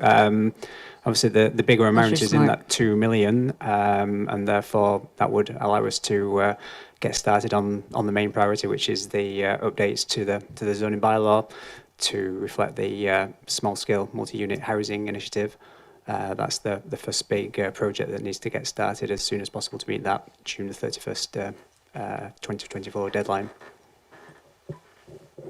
If I may add, Chair, the second part, it does relate to projects that would not be coming forward next week. So that's why we have bundled everything to do with housing for today's meeting. So yeah, our hope was to have that fulsome discussion today with Council about all housing matters. So, but yeah, Mr. Green is correct in pointing out that, well, in terms of amounts, that's where that lies. Thank you.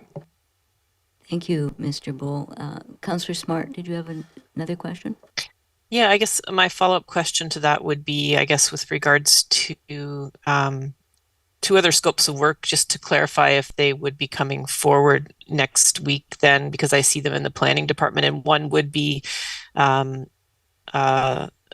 going ahead with our village planning, and the other one would be aligning leadership levels for our BC Energy Step Code and the BC Zero Carbon Step Code. I just want clarity that those would be on the agenda for next week to discuss, and if not, if there's any sort of proposal here that those wouldn't be going ahead. Through the chair, yeah, those are two topics for next week. Thank you. That's all my questions. Thank you. Any other questions? Councillor Watson and then Councillor Green. Thank you, Chair Paterson, through you to the planning staff, starting with Mr. Bowl. Thank you for all the information that you've been able to compile as fast as you have. It's been kind of a moving target as bills got dropped day after day through the beginning of November, and it's a lot to take in and figure out. So I know you may not have answers to these questions yet, but things that come to mind that I'm not clear about, given the legislative packages that have come before us and will fall to Oak Bay, is where the uplands fits into all this planning and how it relates to how the Bill 44 in particular would relate or take precedence over the Oak Bay Special Powers Act, which also talks about some of the things that the province has said they're going to regulate on, so or deal within the regulation. So that's my first question, if you have anything you can offer about that. Director Bull. Yeah, thank you through the chair. Uplands is covered by single-family zoning, so on that basis, it looks like the new legislation seems to apply to that area as well. At the same time, there is a Special Powers Act. We haven't reviewed, and that's probably for later, once we have all the details, if that has any bearing on it or not. That's to be determined. Thank you. My second question, I think you just said it in passing quickly, but just if you could confirm that we will not be subject to Bill 47, transitory development, because we don't meet the threshold of okay, so no TOD for us, okay. I am also have a question about if you have any sense yet, given the 6 months, the workload requirements to get to zoning bylaw changes just to implement the bare requirements from the province in Bill 44. And if you could, I'm sure you're staying awake at night thinking about this, but what would be the bare minimum of things that we would actually need to address for our residential zones in order to get that through the goalposts by June the 30th? Like, there's a lot in our zoning bylaw. Only so far the province has only been talking about setback, like 3 or 4 things, but there's way more than that for each one of those districts. So do you have any sense of the scope of that work just to meet the minimum legal requirement? Yeah, I'll make a couple of comments, and maybe Mr. Green wants to jump in as well. But the main thing is use, of course, and number of units. That's in itself, that's, like you say, a nominal change. But I think where the complexity comes into play is how does it affect other zoning bylaw provisions, and also what kind of consequences might these changes have. Some of them will be set by the province. Some of them we have to think about ourselves, and then particularly around, we have some, for example, different regulations about height, for example, 3 different types of height. But more importantly, I think my thoughts go to how do we manage, for example, tree cover and landscaping, existing landscaping with this program, and what kind of other things might we consider for that. But that's something that needs to be analyzed first, because nobody has looked at Oak Bay context and Oak Bay parcels and the extent of tree cover in relation to a program like this. Is there anything you would like to add, Mr. Green? Yes, just other than, it's a very complex bylaw that we have, and it's a very layered bylaw as well. So, for example, height setbacks, they're not just in the particular zone. We have a number of, first of all, we have a number of single family zones.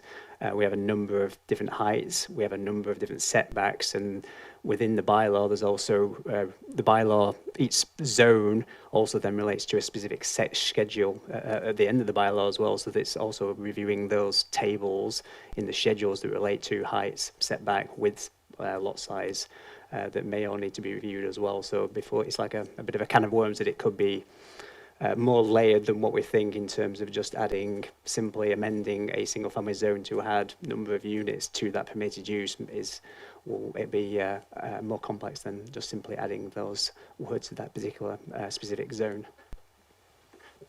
And just a follow-up, a clarification of that. And you did talk in the presentation about the next bit of work, which is the OCP review and subsequent changes to the zoning bylaw, which might have been an opportunity to do that more detailed analysis, like in phase 2.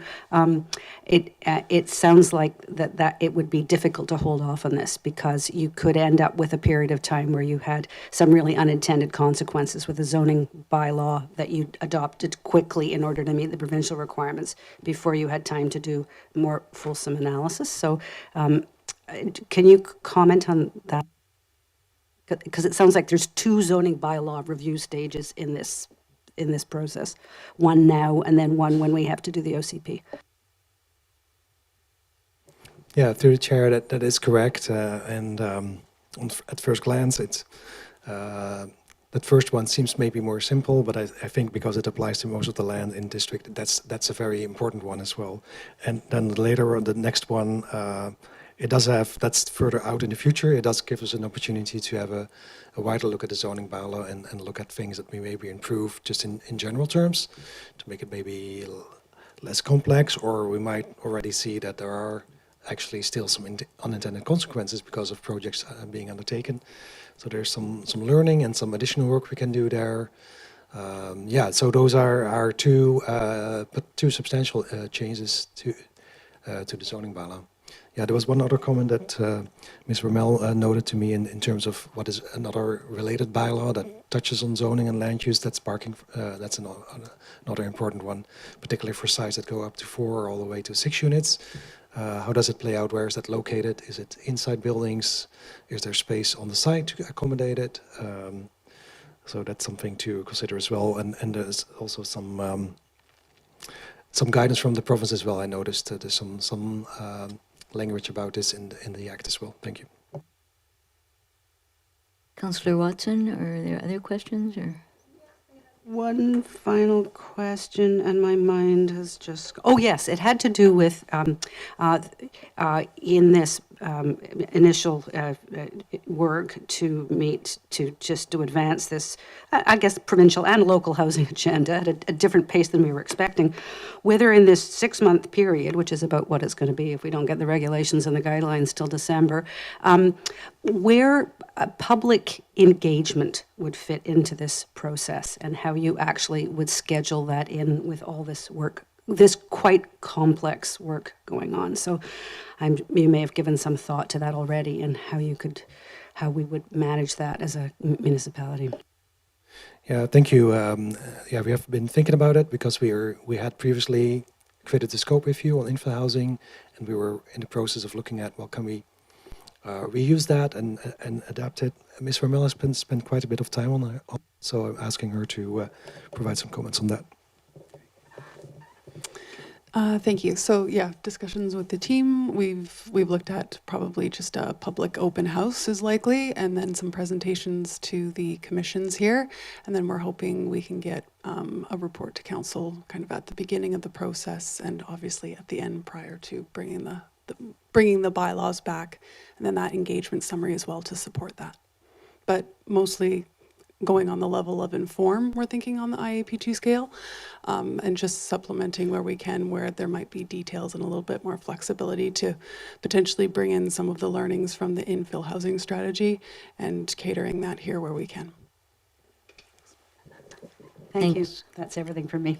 Okay, next I have Councillor Green and then Councillor Appleton. Thank you, Chair. And through you to planning staff, thank you very much for a very comprehensive report and presentation. I had sent some questions earlier today. I copied Mr. Bold on an email to Ms. Williams, and the 3 questions are, and you partially answered one of them, and that was the relationship between the Upland Special Powers Act of 1935, excuse me, and heritage designation and existing HCA and how Bill 44 impacts those. Some people may not know that the Uplands area has been designated as a federal heritage site, so that was the question. And we also have an HCA in Prospect Place. And then when and how will we track the number of occupied units? There was a reference to the number, and I know that OPE hasn't done that in the past. That isn't how we've done planning, so that was my other question. And then finally, would area planning for OPE help with addressing some of the more detailed tasks referenced in your report?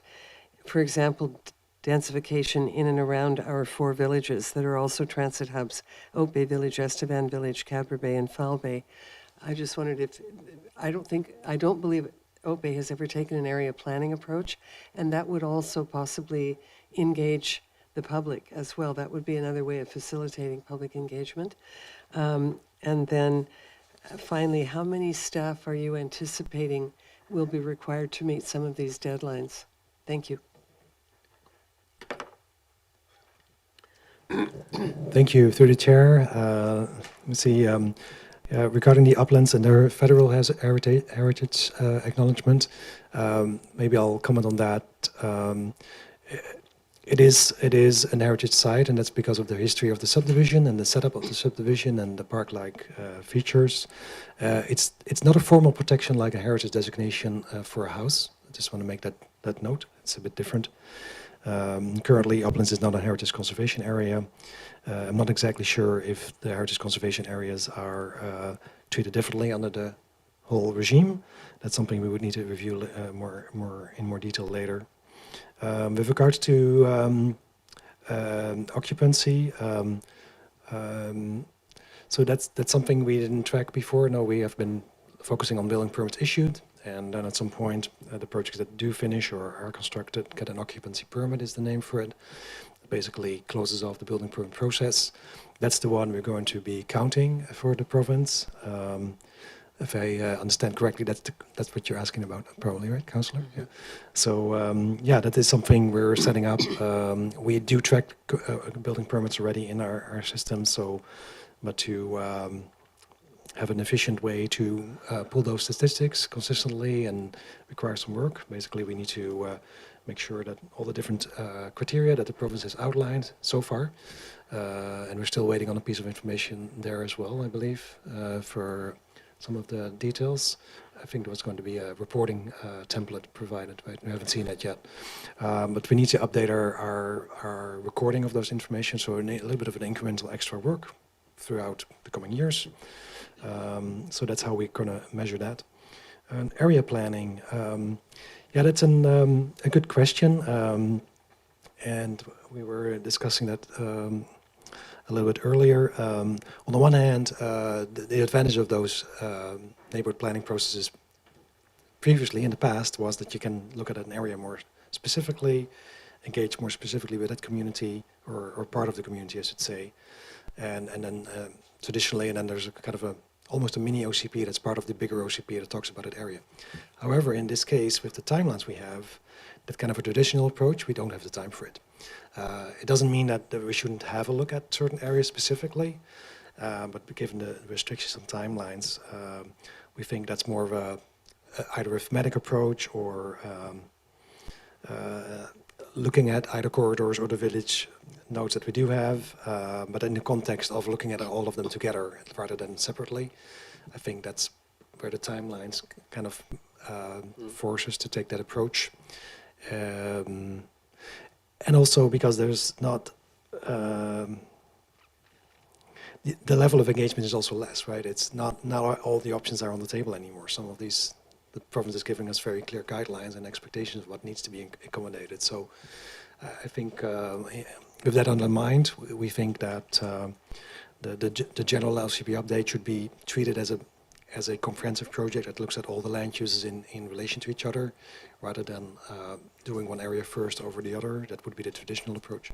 So, and then lastly, how many staff? Yeah, that's a big question. It depends on the details that we're going to get. And we need to think this through more and make plans. I think there's different ways to look at this. There's the work to create all these programs and policies. That would probably be with consultants.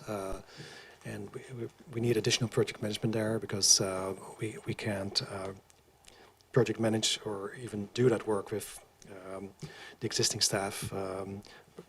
Both Mr. Green and me are mostly working on everyday core services matters, applications that we normally get, staffing issues, or coaching and mentoring, the regular reports that you see every week. We do have Ms. Ramel as the kind of a sole dedicated source for projects, but this is way beyond a single person, I can tell you that. Yeah. The other element of staffing needs is this incremental effect, right? So we already noticed this. So we used to get very little in development inquiries, and our organization is kind of tailored to that level of activity. But since these announcements have been made and previously around the housing target order timing, we have seen anywhere, I think, at least 5, if not more like 8. Yeah, one a week almost. In terms of, definitely an uptake in inquiries and meetings with interested parties looking at sites. What about this? What about that?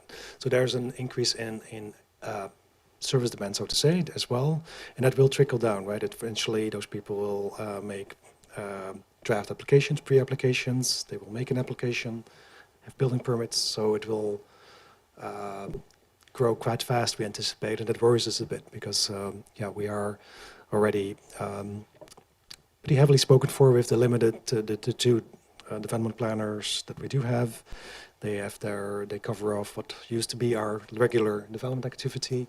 With extra demand, we need to look at, on the one hand, extra resources, but also at looking at different ways to do things. Thank you. Thank you very much. I appreciate that. Councillor Appleton, I think the questions are now yours. Thank you, Chair, and through you to staff. A number of different questions. I'm just wondering whether we could get a little bit more clarity about, and I know that this is not necessarily at staff's fingers right at the moment, but wondering about more clarity with regards to provincial support funds. And Mr. Bull did make mention of the $51 million that was announced.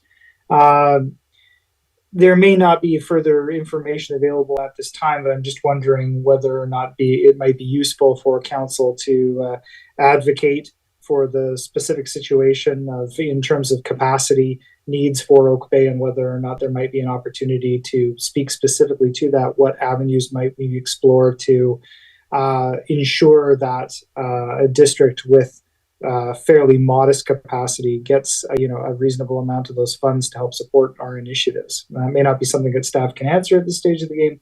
I'm looking for some options as far as how we might support to access those funds in a substantive way. Mr. Bull. Yeah, through the chair. We definitely have done our part. With raising this with the province through the housing target order process this summer, and also the response letter that is also attached to this report. Council did send the mayor sent a response on behalf of council to the minister as part of the housing target process. It does have a long list of requests, but it's very prominently there as well. We need your help to resource this, because this is, especially for us being a build-out community that hasn't seen a lot of change for a long time,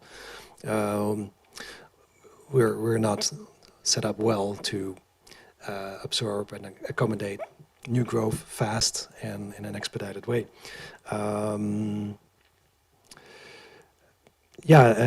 from what we've heard from the provincial staff mainly, of course, is that the Growing Communities Fund is always brought up as well. That's what we assign to all the BC communities to work with. It's for housing, it's for growth-related costs, and that's really what the province is looking for and looking at. There are the other two funding sources that are not available just yet, so that definitely is something we're going to look at and continue to pursue. There may be other ideas that we have to explore on that front. But that's, so yeah, go ahead, Mr. Green. Other than we still haven't received any news on our Housing Accelerator Fund application, which also had a big funding ask, but we haven't got any news on the outcome of that application that we made early in the summer as yet. Councillor Appleton, did you wish to continue? Yes, thank you, Chair. I just wanted to ask just about the structure of how the funds allocation would be proposed at this stage of the game. So right now, it's the staff recommendation is to direct the balance of the GCF going to completion of projects necessitated by provincially directed triggered housing projects. Is the structure of this contemplated to be a dedicated reserve for this purpose? How was it, how would this be organized, and what would be the touch points for council as far as drawing upon those funds in subsequent iterations? How do we get a better sense of timing? And I know that staff has spoken to this already a little bit, but I would like to get a sense of, is that proposed $2 million to be set aside in a specific budget line item? Is it going to be broken out into separate line items? How is it contemplated to roll out? How would council monitor essentially the balance remaining on those funds, and how it might be reallocated in the future? Director Bull, I know some of it is a bit of a financial question, and I know we did already as a council learn that some of this was to be held in a special reserve fund so that it would be identified for housing. I don't know how that's being done through the finances, but perhaps you can speak to it. I can provide a little bit of information, but I hope either Mr. Payne or Ms. Bay can shed further light on it.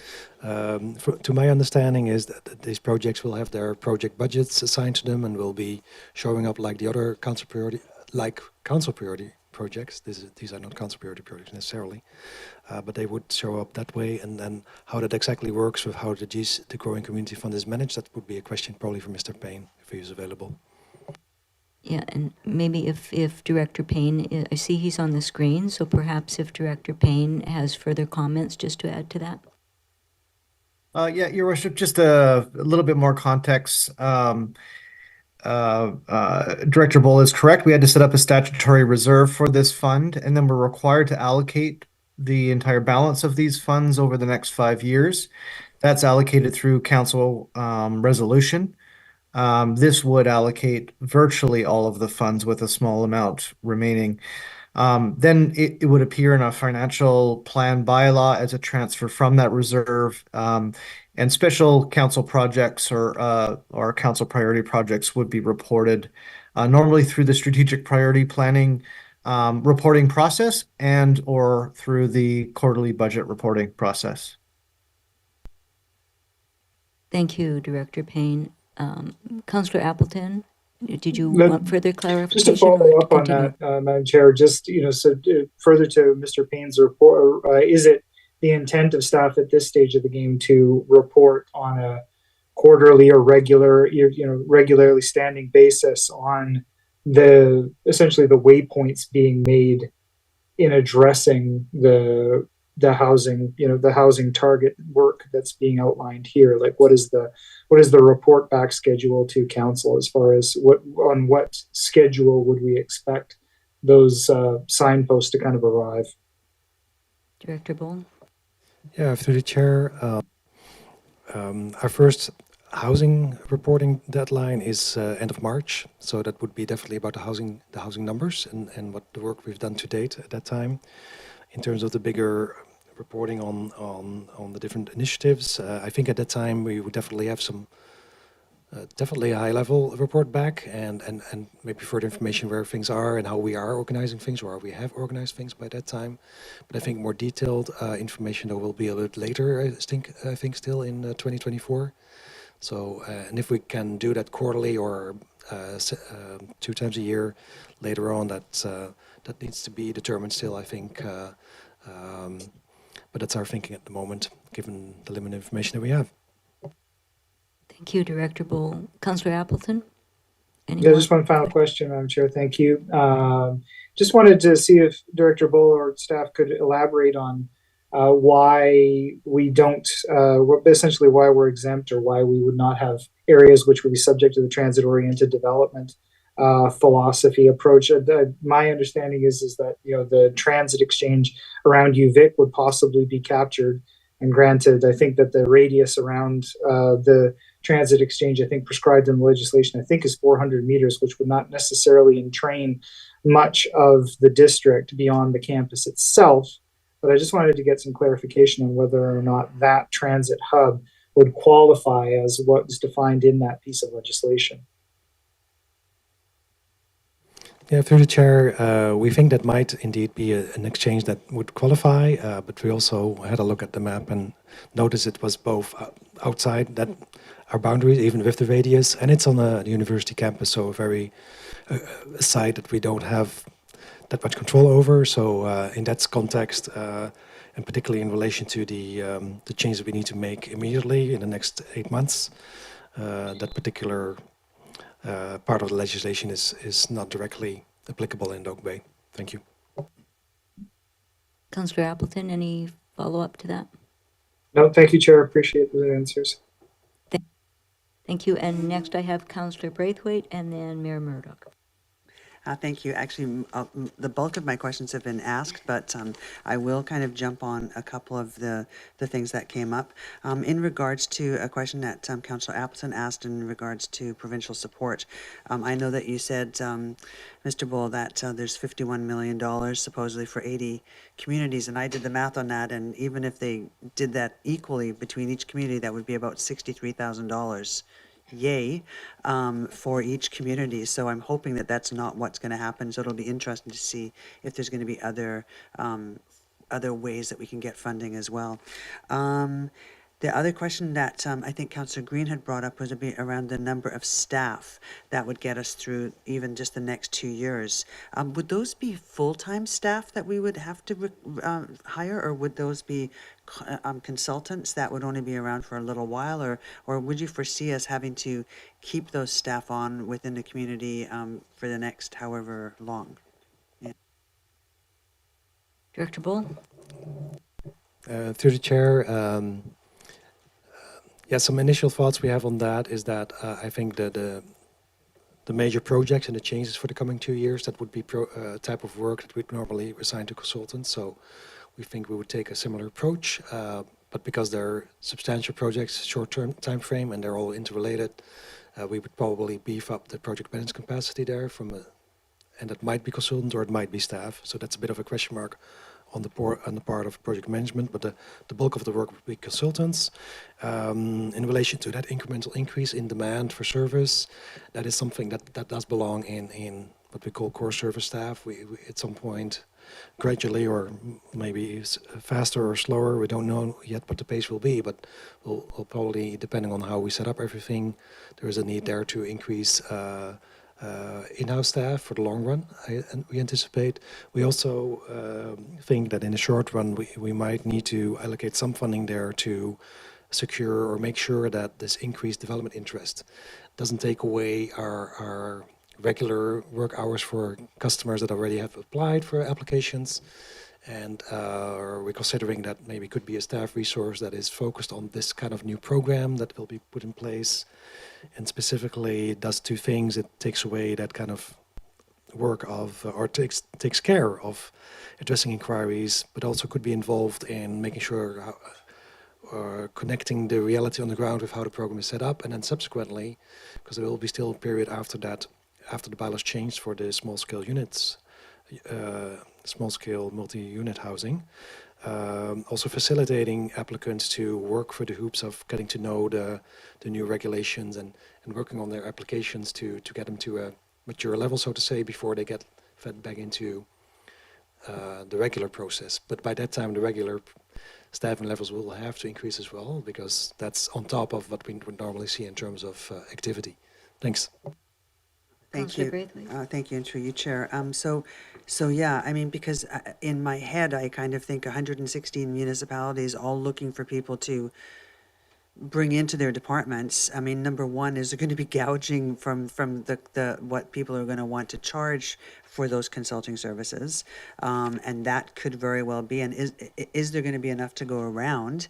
Probably not, if 116 municipalities are, and so is it going to be to the top dollar? And we as a small municipality are really behind the 8 ball on that, because we can't afford to pay exorbitant amounts of money to have consultants come in, especially if the government isn't going to be helping us in that regard. And so perhaps there's a way for us to share with other like-sized municipalities, share consultants, but maybe not, because it's so specific for each area. But I'm not sure if that's a question or if it's just a comment. So there you go. Director Bull. Yeah, thanks, Councillor Braithwaite. That was something I intended to highlight during the presentation, indeed. Yeah, there's going to be a lot of competition, and so both in terms of consultants or down the road planners, building officials, or engineering technologists are already in short supply, but also arborists, and the whole range of people involved in this work. And not to forget that we already know that the construction industry is actually struggling with cost of materials and their own staffing challenges. So yeah, a lot of pressure there. Sharing is one of the ideas we are exploring or thinking about. Can we maybe raise that with either neighbors or in some other shape or form? And the other thing that comes to mind is maybe there is a need, if we can't proceed as quickly as we wanted, that we look at simplification or take a more step-by-step approach. It will be interesting to see as well what the experience will be of other municipalities, and if the province is kind of appreciative of those challenges, and maybe down the road might consider changing their timelines and deadlines. But that's all unknown at this point, but definitely food for thought for us as well. Thank you. Thanks, Director Bull. Councillor Braithwaite. Yeah, through you, Chair. I think this might be my last question. I may have one more afterwards. As far as the OCP review goes, I know we talked about doing a light OCP review right now over the next 6 or 8 months or whatever it might take. But then in the future, I know in the report it says that every 5 years we'll have to do another review of the OCP, and there's obviously a cost that's associated with that. I'm wondering if we know what that cost is approximately, and if that money comes out of taxation. So for example, if it's $300,000 to do a review of a 5-year review of the OCP, that's like a 1% tax increase. So I guess that's a question to Mr. Payne perhaps, or maybe Mr. Bull. Okay, Director Bull. Yeah, Director Bull, I think if you can answer that, I'm not sure if our CAO and our Director of Finances can add also. Yeah, thank you. I can talk about it in the general scope of OCP reviews. Those are substantial projects. Usually a lot of topics get discussed with the community. It creates a lot of interest, which is great. That's important to get input, but it also makes it more costly. Those are probably the costliest planning projects I can think of for any community. They typically take 2 to 3 years. I think in ballpark cost in today's dollars, and I'm also looking at Director Green, Deputy Director Green here, but probably 200,000 to 300,000 would be a typical cost at this point. Would you like to add something? Sure. Yes, as Director Bull just commented on there, they are expensive exercises. However, I do see the benefit of, or cost benefit of undertaking those reviews every 5 years is that there should be less things changing every 5 years, and therefore the OCP reviews that I've been involved in, where a municipality hasn't had an OCP done for 10, 14 years, and therefore a complete change of that plan to respond to new issues that weren't thought about when that OCP was last adopted. So by regular reviews should also hope to keep the cost down in terms of the changes which may be taking place, maybe less than if it was a comprehensive review that's done every 10 to 15 years. Unless the province steps in and asks for a lot of housing things. I have one last question, and it's just a comment that you made, Director Bull, in regards to short-term rentals. And I think you said that we have about 103 short-term rentals. Did I hear you say that? Through the chair, I mentioned an amount of 180. 180, sorry. And yet I know that in the tourism report that we just heard, they said they have 53 active short-term rentals. So I found that really interesting, because that they get that information from the government, because those are active short-term rentals that are being paid into the MDRT, correct? Yeah, thank you through the chair. Indeed, they mentioned that, and I think the number 180 was a quick scan that we did a couple of weeks ago, and based on the typical platforms, Airbnb and the VRBO, it wasn't neatly organized by boundaries, so there's a little bit of an approximate. Yeah, exactly. That's true. The locations are actually approximate. And the other thing that happens is there's probably some operators out there that are not properly connected to the hotel taxation regime. Thank you. Thank you. Thank you. Mayor Murdoch? Yeah, thank you. And through you, Chair, to staff. I just have a question. I'll try to keep my question short, and I'll let you keep answers short as well. Yeah, just something that wasn't clear of. Secondary suite incentive program and those sorts of things that are part of our current work plan, are those thought to just essentially be dropped as we go through? Are those basically being ignored as we go into these other pieces? Yeah, through the chair, that is a topic. That's one of the few housing backgrounders that is remaining for next week as a longer term project. We had identified a project for secondary suite incentives, so incentives by the district. For two reasons, we left it out of this scope today, but it could be included if so desired. But the province is launching their own incentive program next year, pretty substantial grant program, up to 40,000, I believe, with some strings attached to rent out the units below market. But that would be a very different scale of incentive program compared to what the district could put on. So that was one reason to at least put it out a couple of years before all the announcements happened. And with the announcements happening now, there's so much focus on the bigger picture of a program across all single-family areas that includes secondary suites. as well as the requirement to make all these changes based on the 20-year housing needs, which triggers a lot of thinking about, well, where is growth going? That, yeah, the topic of existing secondary suites and their transformation. There is uptake for it, actually. Not sure if that made it to the report, but we had looked at statistics, and out of the units that are in the pipeline with building permits, there's about 30, but most of them are 30 net new units, and most of them are secondary suites, either conversions or new ones. So there is definitely an uptake, but we felt that it was probably not a piece of work that we needed to do now per se. So thank you. Thank you. Yeah, I think that answers my question. I know, and the other one that's on our list, of course, is the OCP review specific to the what is known as Cedar Hill Corners up at UVic. So is a contemplation of that, and again, just not clear in terms of what's rolled into these pieces and what's going to be left for next week. Is that considered to be sort of rolled into the OCP review in the bigger picture?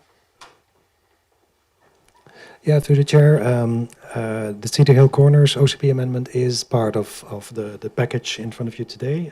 It has been included and listed under the OCP review project. Thank you. Thank you for that. And the wording that's in here in terms of the language doesn't speak, of the motions doesn't speak to the Uplands Boardwalk, Uplands Park Boardwalk, but there's a mention in there that might push the discussion on that into 2024 financial planning. I'm just clear, just for our clarification, if we pass the wording that's here, does that bump it into future financial planning? I'm a little worried here, just for context, that that project has some timeliness to it, so I don't necessarily want to get a kickback again. Mr. Bull? Or Director Bull, or maybe Mr. Payne could answer that also. Director Payne could answer that. Your Worship. Well, we're at committee of the whole, but but assuming the context of your question is if council passes that, then in my mind, council has authorized it right now, and so it will necessarily be included in financial planning, but doesn't need to be enabled. You don't have to wait to action it for it to show up in the financial plan. Okay, so there's no change with the motion that's recommended here in terms of that plan. Okay, thank you for that. That question has been asked. That question's been asked. So just obviously, similar to other concerns here, there's a lot of municipalities seeking consultants at the same time. It seems to me like there's a reasonably good chance we're going to have a hard time meeting some of these targets on the timelines provided. I guess my big question here through the chair to staff is, are there mechanisms here by which we could use sort of a minimally acceptable level to meet the requirements, i.e. tick the boxes that do that, whether that's just baseline DCC, ACC policy, or amendments to current zoning that kind of highlights for the allowable changes on top of it, because obviously all those lots are still allowed to have single family zoning, even though we can't stop them from having up to 4 or 6, depending on where they are. So I'm just wondering if there's mechanisms there where maybe suboptimal, but we could get to the finish line, and if so, is that something that would need? I would assume would probably require some council permission to do so, because I think staff on their own would always want to do the highest level of professional standards in those pieces. So, a bit of a multi-part question there through you, Chair. Director Bull. Yeah, thank you for the chair. A little bit tricky one to answer, but go ahead. Yes, let me see. Yeah, I think that's definitely our goal. So that's why we have this a fulsome request for you. We want to make sure we do a good job and we think things through. Exploring a basic approach. There may be options for that. It's something we need to think through, because to decide if a basic approach is acceptable, we still want to think through what are these potential pitfalls. And depending on the regulation, are there elements that we can wait for later or not? We don't know for sure, but yeah, if we can't find the resources anyway, then it's something that we might be even become necessary for that reason. So those are my thoughts on it. So I haven't thought it through in detail. It may be possible, but from the staff level, we would definitely want to be reassured that basic approach doesn't create other problems. Thank you. Okay, thank you. The timelines that are laid forth by the province, they request us to do all of the zoning to allow for 4 to 6 units per lot, and then an OCP review and a DCC and ACC piece. I'm just, for my clarification, if we have to rezone everything to allow for that level of the small unit, multi-unit zoning, is there anything that we would allow us if we, also council wanted to see higher density in some areas that are currently single family, but would make sense to have either a mix of commercial and residential or higher density residential? Is there any mechanism once that bylaw is passed to intercede if somebody puts an application in? Because my understanding is that would be essentially a non-political piece, that would just, an application would go in, it would have to go through the approval process with staff. So through you, Chair. Through the chair, let me see. There's probably two parts of that. On the one hand, I think by looking at how we implement the single-family style program, so to say, we also intend to look at are there any locations or areas in the district that are better off with a different designation. What is a bit challenging in that case is, on the one hand, it looks like we're required by nature of existing single-family zoning to do it a certain way. But what is the mechanism? Are there mechanisms to either reserve or follow up shortly after with a different designation, if that's where we land as part of probably the OCP review? But of course, OCP review is later, so that's all very unhandy in terms of timing. And then the second part, oh no, I lost my train of thought. Could.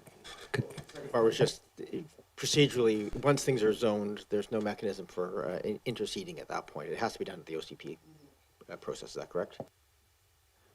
Yeah, through the chair, that is correct in terms of zoning, although that would only be the case once the OCP and the zoning bylaw changes have been made. That would be by the end of 2025. There are provisions in the Act that talk about, in the legislation that talk about not requiring hearings for, I think there's some limits on public hearings particularly. Let me see here. But the zoning bylaw would be changed anyway, right? By the early summer next year, we would have incorporated this small-scale multi-unit housing program that is required.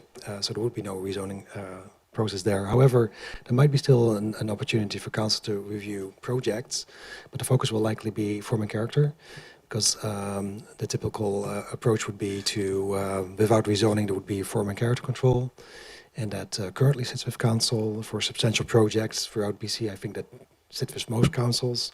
Smaller projects could be delegated to staff, or there will be projects that could be allowed outright, is the term for it, basically not requiring a development permit. But we would probably only reserve that option for very small, minor projects. So it's a bit of a yes and no question. No, it won't come back to council for land use decisions, but it might well come back to council for form and character review, and on that front there will be some review and control over what the end result will look like. Thank you. Thank you for that. I guess procedurally too on the OCP, I guess just for my clarification, can the scope be tweaked to what we need? I'm sort of thinking here, given those answers, if we can look at a very small subset of an OCP review where we look at, I mean, obviously we have to change the OCP to amend to account for the mandated changes for all the single family zoning, but perhaps also including things like potential small scale commercial, like corner commercial, and or higher density in what are currently single family. So if there's perhaps some corridors and so forth that we prefer to see some different sorts of density, and just have that, and that would of course include the Cedar Hill Corners piece, would allow that to facilitate. Is that something that we could, are we able to do that kind of OCP review, or does it have to be broader than that? I guess particularly given the new rules that say it has to include a 20-year plan. Director Bull? Yeah, through the chair, we do have two OCP projects in the required work from the province. The initial one is related to the small-scale multi-unit housing, and then the other one is the big one, so to say, that takes the wider look. And I just my colleagues were reminding me that the province has guidance for that bigger OCP change. The one that we identified for the small-scale unit one is probably looking at development permit areas, but we also intend to get those 4 assessments underway. And if they are completed in time, and if we find the resources to complete those or to resource them, so to say, and get them completed for us, that would also give us an opportunity to look at the wider implications of making changes to all the current single-family zoned areas. Are there any areas that maybe are candidates for a different treatment? And then I think we need to figure out if that can be fit into that initial OCP amendment change for the small-scale unit. And maybe that is combined with setting aside certain areas or corridors for a different future.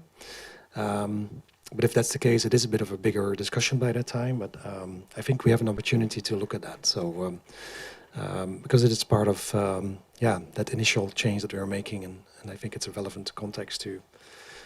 Because the downside would be that on locations where we might want to facilitate multifamily mixed-use development down the road, if we first designate it for small-scale multi-unit housing units, then we might see some sites develop prematurely in a way, and definitely something we want to explore. And if we have good information and reasons to bring that back to council as part of the changes for the small-scale unit housing program, then we would definitely do that. Thank you. I'm almost done. Amenity cost charges, development cost charges, we don't have them currently. Is there any mechanism to retroactively apply those? So if we implement the bylaws and then we get to the ACCs a year or 2 out, what happens to those applications that come in between the bylaw changes and then the inclusion of those sorts of programs that allow for new development to pay for their own direct costs on our infrastructure and other amenities? Yeah, through the chair, in the short run, our community amenity contribution would still be in place. But I believe is there a clear deadline for the amenity cost charges? I'm not sure. I don't think one has been set. It would replace it, but we don't exactly know how that works, if it's still at time of rezoning or is that collected through building permit. But the question if that could be done more cursorily perhaps, or an initial version perhaps, that would be something to explore. I have been involved in the past in setting up new DCC programs. That can be quite extensive piece of work, but mainly because there need to be identified infrastructure upgrades with cost estimates, and then translation to estimated growth and growth numbers, assigning the charges to those growth numbers. And that's a bit of a complex process that normally takes longer, but maybe there's ways to, given the circumstances, that there is clearly growth that is earmarked for us, and the small-scale unit program throughout the single-family areas has a certain build-out potential, and maybe we can build on that and look into an intermediate program, and that would be something to explore as part of all the things we need to think about for that initial change that is coming to us, or that we need to work on in the next 8 months. Thank you. Thank you very much. And just also for last thing for clarification, is the recommendation here is it looks like it's striking out there's a requirement from the province to optimize our processes, but we had our own program to optimize our processes. So can you just clarify what's staying and what's changing within what the original council priority was and what would be mandated under the provincial legislation?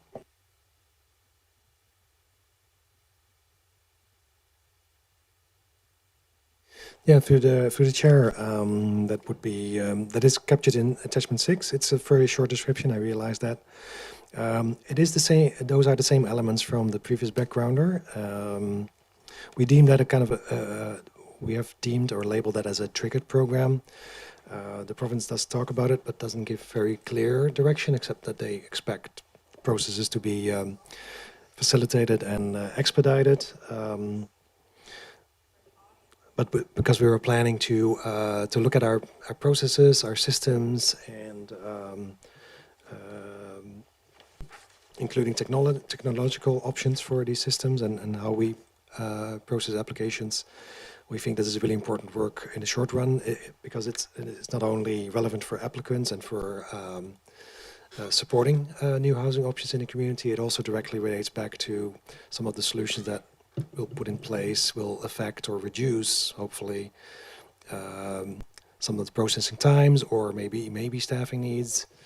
Those are things to consider, so that's why that's included as well in this package as a follow-up project, if you will. Thank you. Okay, no, that's helpful to know that's continuing. I will just leave this at this point, but I will just say I think probably clear on my questions. I'm quite concerned. I mean, normally a planning process would include an official community plan that looks at the broader impacts of planning changes, would have amenity cost charges or DCCs and so forth in place to allow for those changes to help pay for themselves as the community grows, and then the zoning would come at the end of that process. We're in a bizarre situation here where we have to rezone everything and then a year or two later miss out on the costs and the OCP planning piece, and only then can we talk to the community about it. So I am looking forward to looking at possible ways of bundling these in a way that doesn't put us at quite such risk and allows us to have some consultation with the community in the short term as well, whether that's just a very light OCP, so we are allowed to have the discussion. I appreciate that the province really is requiring us not to have any kind of official consultation pieces on from a public hearing perspective or others on the zoning changes. So I think we may want to just turn our minds overall to how we bundle those in a way that gets us our revenue and gets us our community discussion and still meets the needs of the province to get the zoning in place on time. Thank you. And I think most of the questions have been asked. I just want to follow up on a little bit of what Mayor Murdoch was just asking, and that is we just redid our fee structure for permits and for a number of things. And so certainly if we talk about doing small scale development as DVPs, at least in the interim, just for clarification, is and because of the province's desire to try to attain affordability in some way, is there any discussion at the provincial level about capping thresholds for the amenity community contributions? Or is that going to still fully remain within the district's jurisdiction and authority as to what we would assess for community amenities? Yeah, through the chair, there is some discretion there, but I also noticed that the tool is specifically set up for a capital cost of certain facilities. So in that sense, it's a little bit narrower than I think some of the community amenity policies out there. So it's a bit of a mix of both. I think that on the one hand, I think it will be more defined, but then what we put in within those limitations, of course, is our discretion. Thank you.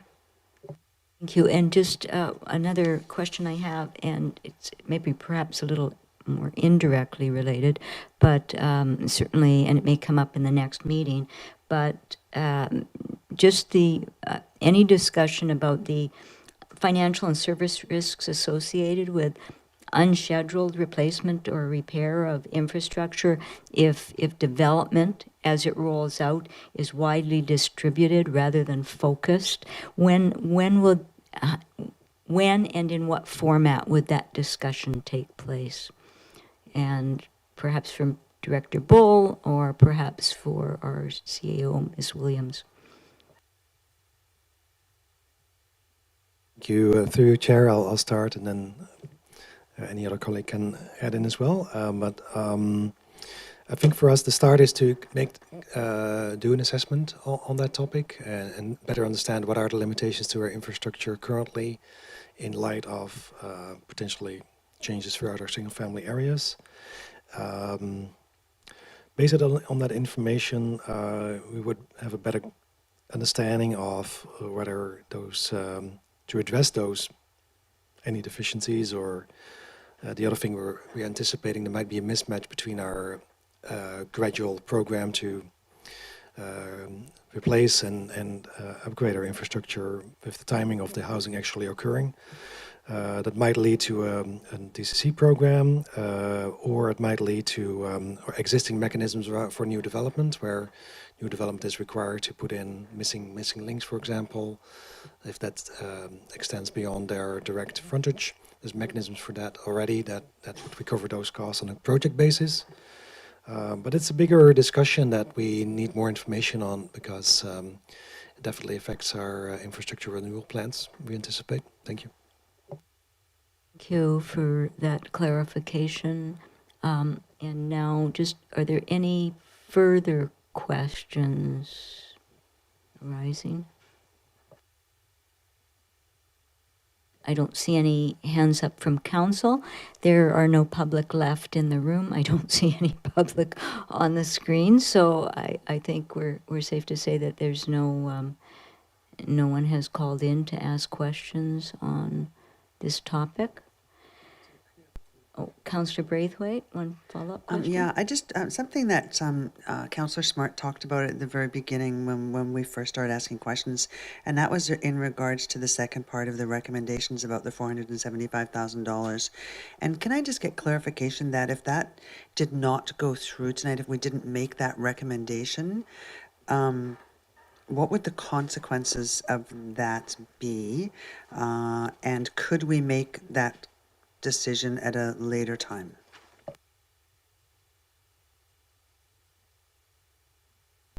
If there's a chair, Director it's a good topic to revisit. We give it some further thought. So this is all related. So the second part of the motion speaks to projects that are no longer part of the proposed work plan. They're basically removed from our recommendation for work going forward, because those elements have been either moved over or become obsolete. There's a few that are pending for next week's discussion for starting next year. One that is particularly a little bit more complex is the Village Area Plan project. It had two sources of funding, because initially it had $150,000 of taxation funding, and then in May, Council also added another $150,000 from the Growing Communities Fund to have more room to create a proper Village Area Plan project. With the current work, that is not possible to start in the short run. So that portion. Some of the elements from the project backgrounder have been moved to this scope as part of the OCP review. That's why we're recommending to take that portion of the Growing Community Funds added to the housing allotment. It means that that Village Area backgrounder still has a remaining 150 for the next year, for next week's discussion, because the remaining scope still is a backgrounder for consideration. But the timing will depend on the progress on the housing work in the short run, the next 2 years. It doesn't look like we can start up the project the way we intended. That said, we do have these assessments that are relevant. But back to the question about the second part of the motion, it is a package, so to say, that goes together, and leaving the funding at this point in place for projects that are no longer considered as part of the work plan. It would create loose ends, I guess. Maybe that's the one way of saying it, and maybe, I'm not sure if any of my colleagues would like to add some clarification there. Thank you. Ms. Williams? Thank you, Chair Paterson. Just following up on what Director Bohl had said, when the projects that are mandatory were costed out at an indicative level. These are for those of you who use estimates, these are not even Class D level. They're based on previous experience of professionals who have worked in the environment.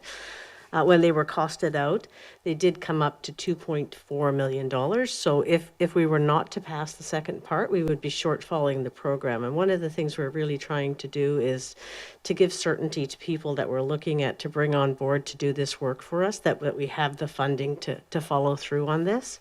And again, should any other funds become available, this money can be reallocated at any time within the funding window, which is the 5-year window. So should we gain access to other funds, we can always reallocate these back to other projects. Follow up, Councillor Brady? Yeah, and just the streamlining, optimization, study, and digitization, that's one that kind of, do we not need to do that in the next little while to be able to help us? Would that not help us moving forward if we had that done?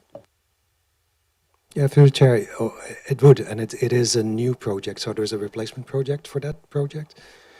Sorry, that sounds a bit vague, but so yeah, the Homes for People response is now the collection of new projects that are listed in attachment 4, I believe, and that includes a project around streamlining and optimization.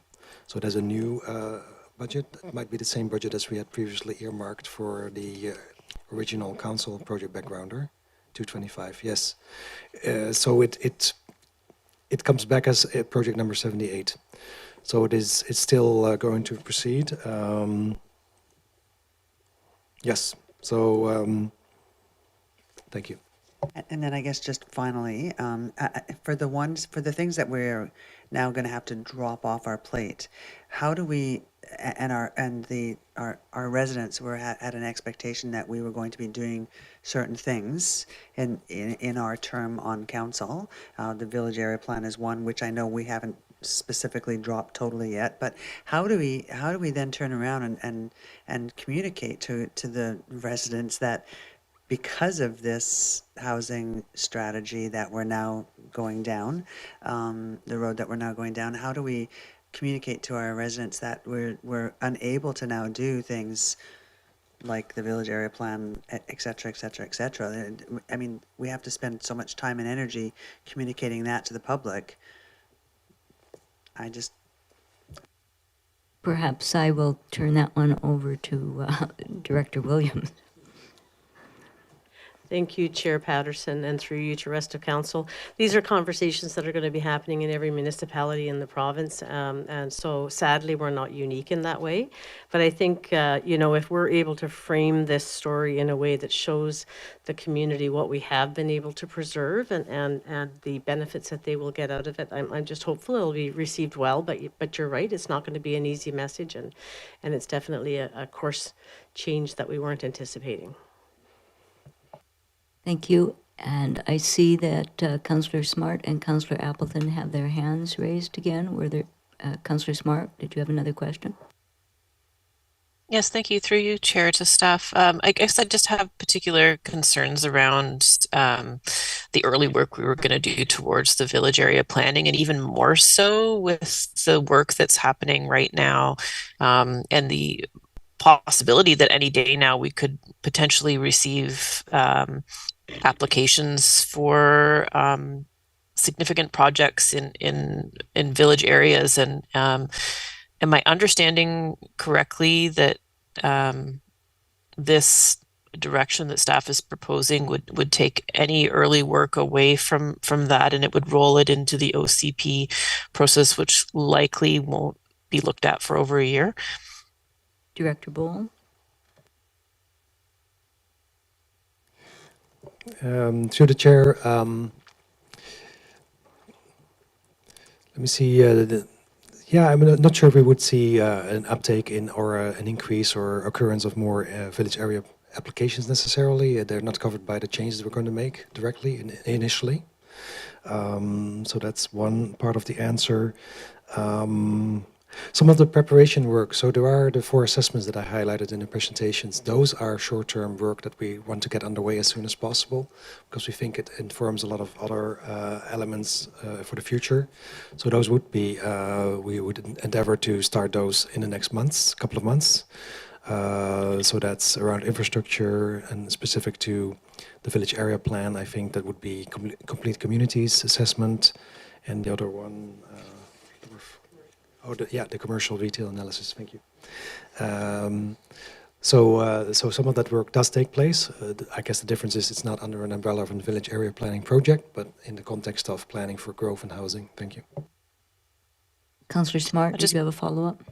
Yeah, thank you. Through you, Chair, just one additional question would be, is it possible to consider the second part of the staff recommendation that involves the change in the scope of village area plan next week in the context of next week's meeting, where staff could potentially come forward with, and correct me if I'm wrong, I believe, did we have a brief backgrounder on that where we could really have a considered discussion of that work in the context of other decision making? Director Bowl?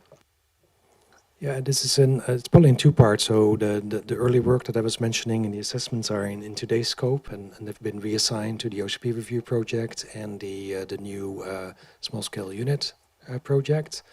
The village area backgrounder next, that is available as part of the other project backgrounders next week. Has other elements. That's probably a question that maybe Ms. Vermel can comment on. It deals with some of the other work that was planned for that area, but not directly housing related. Ms. Ramel, did you want to? I think it's probably more with Sarah and Sina now. Okay. So but that project background has been prepared, and it's part of the package that you'll receive later this week for next week. And so that part of the scope can be further discussed next week. But in terms of those early assessments, if there's any preferences, ideas, or questions from council on those, that would be important to hear about today. Thank you.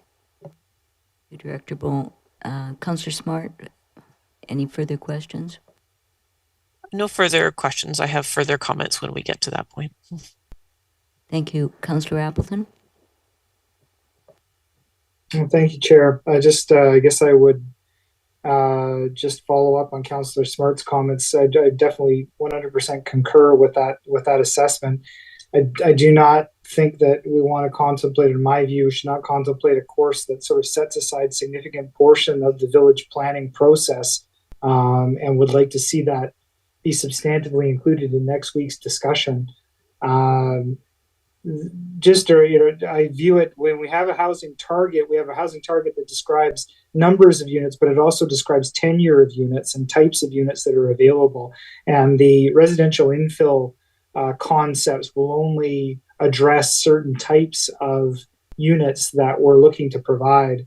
I would see the village plan and the types of buildings that might be built and the types of developments that might happen in and around the villages to be the best opportunity to kind of achieve some of those different types of tenures and housing types that we don't have a lot of in Oak Bay. So I'd be very hesitant to set aside that component. So I was wondering whether Director Bull might be or staff in general might be willing to sort of speak to how the village area planning process and the village areas in terms of current zoning themselves might serve to fulfill some of those tenure targets that are in the current provincial housing target for Oak Bay. Director Bull, could you respond? Yeah, through the chair. And that's where the province's priority to housing puts us a bit of in a straitjacket, where I think what we practically intend to do is that the housing component and housing types that might fit well in the Oak Bay Village or the Cadbury Village area or some of the other smaller neighborhood nodes, that is part of a housing discussion and housing review as part of the OCP project, the second OCP project for later in 2024, 2025. So we would look at it, but probably kind of look at housing only. Now there's some other elements that will be discussed next week. Could you pull up that project backgrounder just to give a bit of an insight in that? So elements for next week, specific to village area planning, include condition assessment that relates to public space and streetscape, exploring a short-term streetscape improvements plan. It does mention land use plan as well, and that would probably build on housing policies that would be set earlier, we think, assuming that the village area plan, that portion takes place later. And another element there is a long-term design plan, and that's urban design plan, so that deals with how the built environment and the public realm work together. That would be for next week, but then again, the housing portion would be dealt with through this package of housing projects. Thank you. Councillor Appleton, did you have a follow-up? No, thank you, Chair. Okay, I don't see any more hands raised around the table. Councillor, Mayor Murdoch, rather. Well, Sorry. if it helps move things along here, I'm happy to move the staff recommendation that's included in the report. Basically, that we recommend to council that the $2 million previously unallocated be allocated to these projects, and that 475,000 of the GCF previously allocated be included in this, or be redirected. And then I'm happy to speak to it once if there's a seconder. Wait, Mayor, did you want to motivate at all? I think there's a couple of things here, and I think there may be a couple of other sort of ways of amending this or adding a couple of things for clarification. But I think as a base motion, it needs to, I think it needs to be put on the table. I was concerned about some of the pieces here, but I'm appreciative of staff's explanations of where these things are, and I also recognize this is a recommendation from this body to council, and then the council is going to be meeting next week for us to kind of have a chance to say, okay, well, perhaps we do want to reallocate some of those pieces. So I think this gives the authorization for staff to go and start running and seeking resources, because we know we're going to need a lot, and then we can get to some of the other projects. I just want to highlight, I think, you know, what I heard from Councillors Smart and Appleton there. I'm very concerned, again, if we don't get on some of the things like village area planning, because it's so hard to do even maintenance work if we're, you know, how much money do we put into some of these things if we're going to be shifting things around? It feels like by not allowing ourselves this planning process, we're going to be putting some pretty good money after bad, just keeping things going the way they are, when we should be taking advantage of these moments in time to make improvements and changes. So I'm going to express softly my frustration with this process, because I think there are better ways of managing our community, but we're also dealing with the reality of what we're at, and so I think the motion here is appropriate.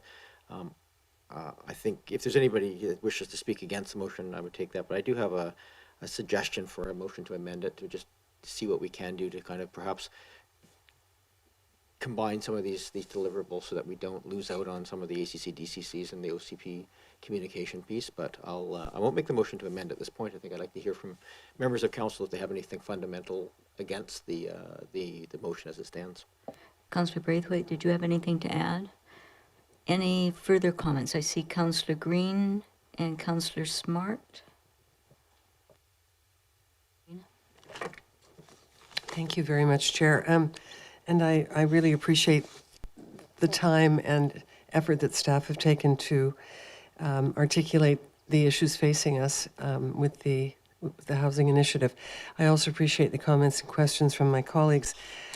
I guess I'm feeling that maybe I wanted to take a little more positive approach and say that what are the opportunities here, as opposed to what are the restrictions or constraints? What opportunities can we pursue in terms of funding, additional funding? Perhaps things like I've talked about area plans elsewhere in the district to help us engage the public and look, a similar approach that we would like to take to the village area plan. My only concern or question is two things: the tax implications ultimately of these projects, and how many staff we need either at the front end or during the course of the 5-year cycle for housing. So and I'm not going to not support the motion. I will support the motion, but I just wanted to say that if we get creative, what can we do? I've mentioned the area planning process, and maybe cobbling that together to engage the public in sooner in Oak Bay. Regional collaboration on resources, both human and financial. I think that's a really good opportunity here for us to go out and talk to the communities who are in a similar place than we are, and in our region. And I know that Mayor Murdoch has been talking to his colleagues, other mayors, and I think the CRD as well should be approached in terms of resource sharing, because I think it's going to be very hard for small communities like Oak Bay to do this alone. And so I think if we go, there's always safety in numbers, but there's also advantages in greater numbers. Can we share staff? Can we share funding? Because some of this is very standardized. We don't have to reinvent wheels necessarily in the process. So in that sense, the province has perhaps saved us some money. And then the size and cost of the team we've talked about, but ultimately also looking at perhaps expanding the role of our volunteer land use committees, both the APC and the advisory design panel. Could volunteers help augment some of this work or supplement some of this work through those two bodies?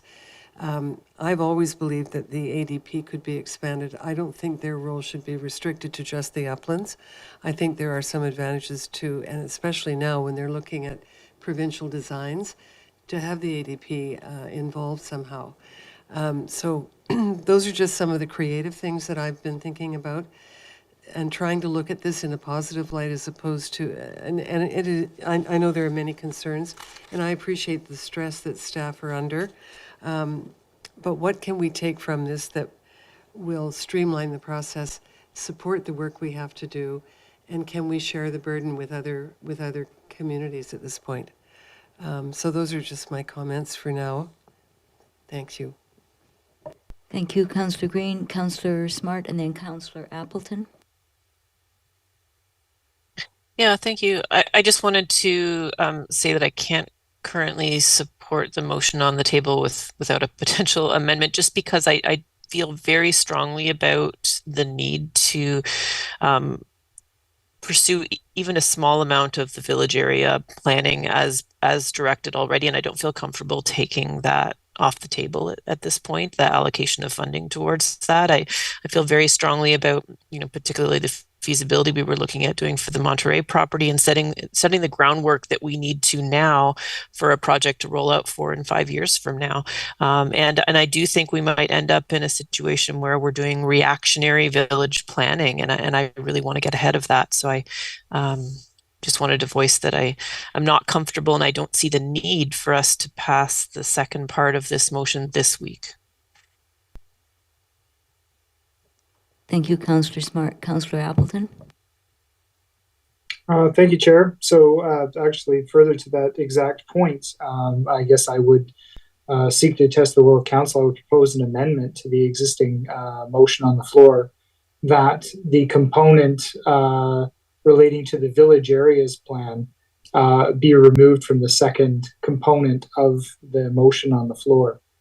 So just that one component of the 3 bulleted points in the second component of this motion that relates specifically to the village areas plan, I would make a motion that that component be removed.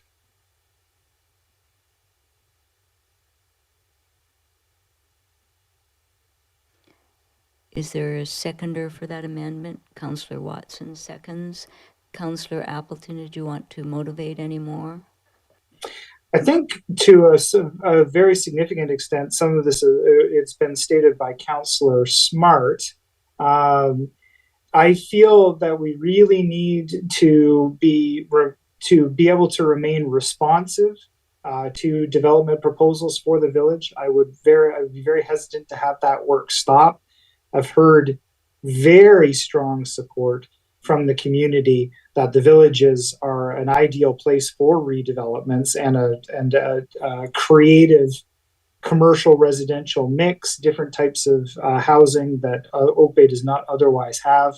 That was also borne out by comments in the infill housing strategy and from folks who live in the vicinity of the villages.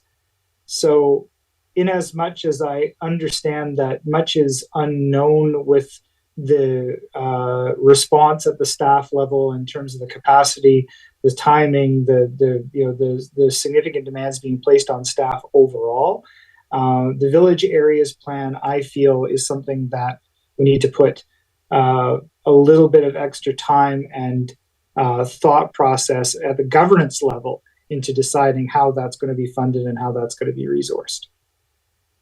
Thank you, Chair. Thank you, Councillor Appleton. Councillor Watson, did you have anything further to?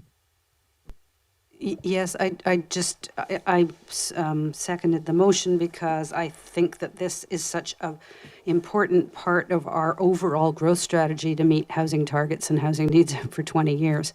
And so to have it pushed out, possibly to 2 or 3 or even 4 years from now does not serve us in the long term.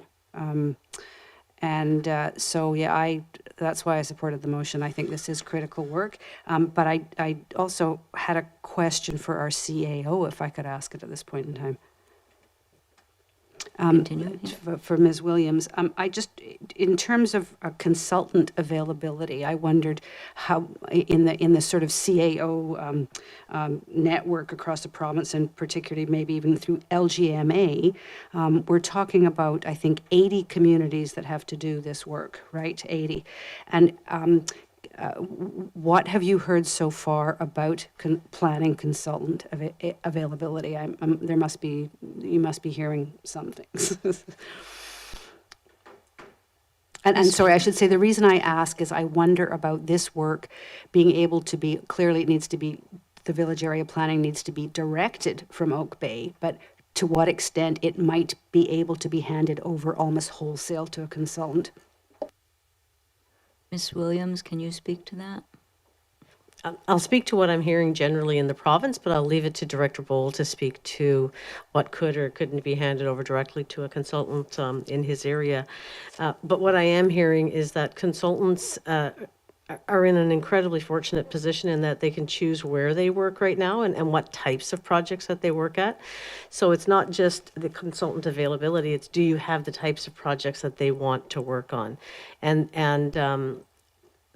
there are limited numbers of good consultants out there, and we want a good consultant out there to come on board and support this work for us. So the quicker we can get out of the gate and start talking to consultants, the better. I'll leave it there, and I'll let Director Bowl speak to what portions have to be retained in-house versus contracted.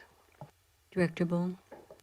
Yeah, through the chair, we definitely mulled this over as well in preparation for this meeting and the reports. And it is challenging to imagine a fully outsourced project because all our projects have connections to in-house staff. We know that there's going to be a big demand on our existing staff for housing, and that extends to the different departments too, right? Particularly the communications team that we have in corporate services. And for that reason, it's challenging to see how that would fit in the upcoming 2 years, particularly. I do want to point out, if I may, add 2 comments. The Monterey site and exploration and following up on the council direction from previously is included in the scope for this upcoming work, so it would take place and start in the next year. And the assessments, I hope I was clear that it's not that village area is not considered as part of the housing options and solutions, but it's kind of considered as part of looking at all the options throughout the district, and not on as areas, not on its own merit, so to say. Thank you. Thank you, Director Bowl. And I'm just noticing the time, and so I think we will have to extend the meeting. Move to extend the meeting to 10:30. Seconded by Councillor Green. Anyone opposed? I don't see any hands raised in opposition, so we will extend the meeting to 10:30. And Mayor, I think you had extra just comments. a quick question. Speaking to asking a question on the amendment. I'm torn on this one because I agree entirely with what the mover and seconder said on this, but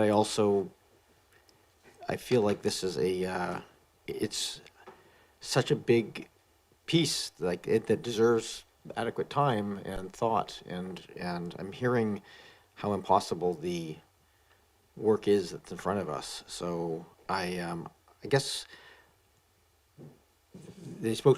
staff spoke to a little bit of what is still included, but if this village area plan bracket GCF Growing Communities Fund portion only close bracket is removed from this language, what does that actually do to our work plan over the next 2 years? Yeah. Through you, Chair.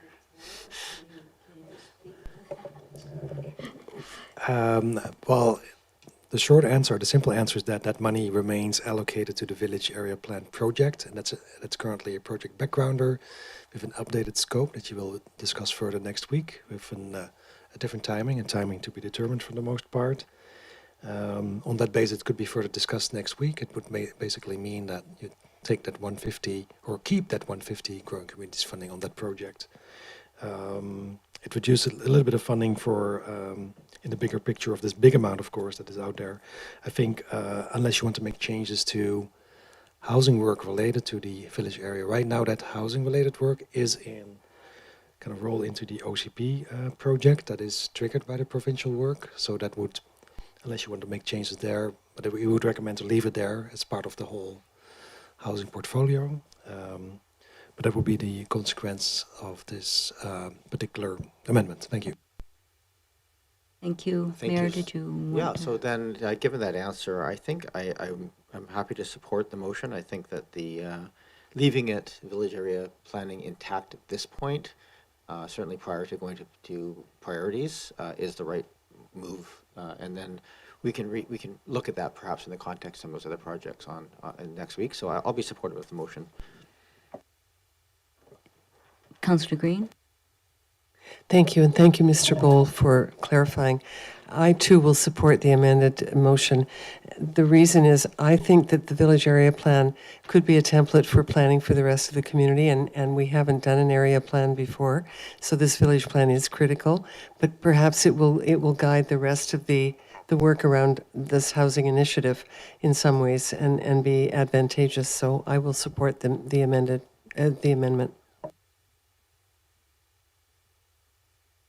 I don't see any other hands raised, so I will speak against the amendment. And the reason that I speak against the amendment is, as Director Bowl said, the housing component of the village plan is included in this, what is anticipated to be part of all of this housing planning process.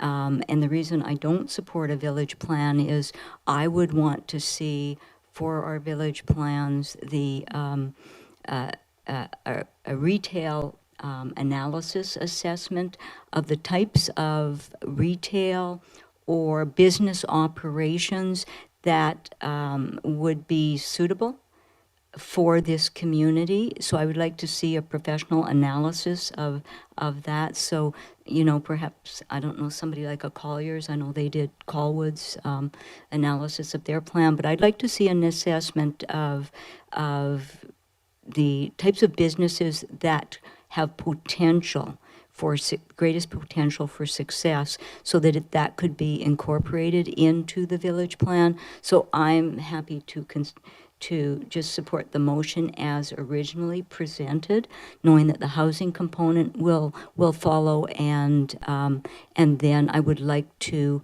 when this comes back to priorities perhaps for council and for budgeting, incorporate a broader look at what village planning really means, all aspects of it. I also keep in mind that we do actually have another large project that not directly related to housing, but nevertheless it certainly affects land in the district, and that is our emergency services building. And so we have a lot of work to accomplish, and so I just can't support going ahead with a village area plan without having a more fulsome look at everything that I think should be incorporated into the village plan. So I won't support the amendment.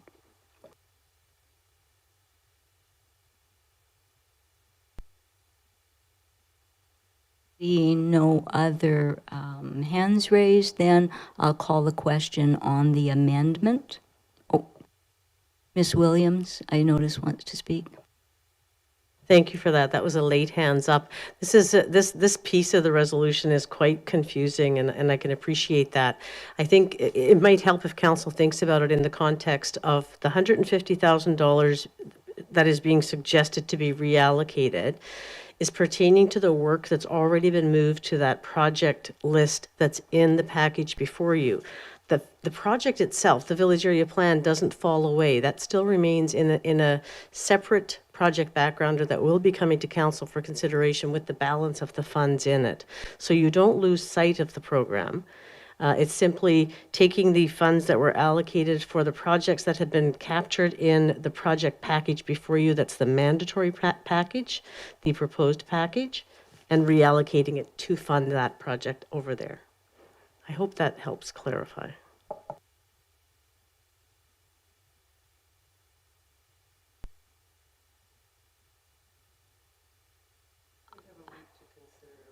I think you explained it very well, so I understand it. Councillor Smart has her hand raised. Councillor Smart? Yeah, I was just going to reiterate again that I, as it is written in this work plan, timeline-wise, I just don't yet agree with the governance decision of the timeline of the village planning versus what we had action previously, and I feel that this discussion should be happening next week, and so I will be supporting the amendment still.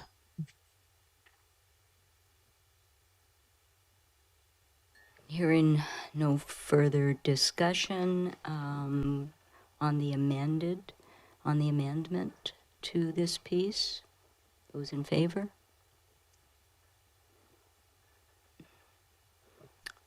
I guess I'm the lone one in opposition. Okay, and on the original motion, that is that the committee of the whole recommend this to council. All in favor? Sorry, I think Councillor Appleton was still, he still had the floor. If not, I have a point. Sorry, Councillor Appleton? He just made the amendment. Sorry, with respect to what, Chair? Sorry, I apologize. Oh, my apologies. Councillor Appleton made the motion to amend, so I just wanted to make sure he didn't have anything else to add, because that was... No, that was it at this point, Chair. I would also note, just once the question is called on this, that we need a motion also to receive the report once this is all sorted. Thank you for that. I apologize, and I meant to email this over to Mr. Coates, and I haven't done it yet. So if you can just give me half a second here, I'm going to just email him the amendment that we can put up on screen, if that's okay.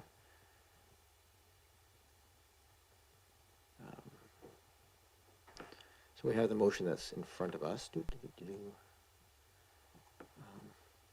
And I'm just going to amend it slightly to include.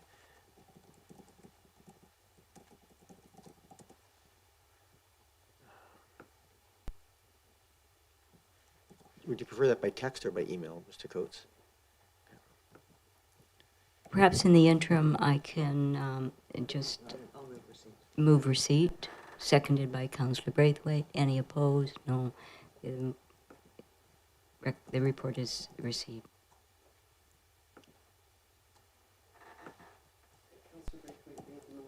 And you seconded it.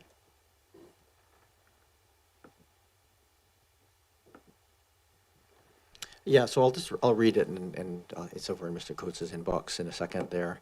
And just, this is a motion to amend the motion as in front of us. And the motion to amend is to include the words, and to direct staff to prioritize 3 housing initiatives over the coming 10 months, i.e. to try and finish them at the same time as much as possible. So one is the partial OCP review with a limited focus on multifamily zones, potential new commercial sites. I've added village area planning and adding the mandated provincial zoning, of course, regulations to current single-family zones. 2, creation of a basic ACC and DCC policy prepared for provincial approval, and C, changes to zoning to allow infill housing in alignment with provincial zoning. So the 2 of those are obviously mandatory, but the other pieces would be added. And if there's a seconder, I'll motivate. But is it up on screen there? Councillor Braithwaite seconded. Mayor? So I appreciate this is a bit of a stretch, and I know that we're already in a, oh my gosh, we can't even get to the core pieces in the time frame before next June. However, I am very concerned that we are starting down a path of doing massive zoning changes prior to having any conversation with the community.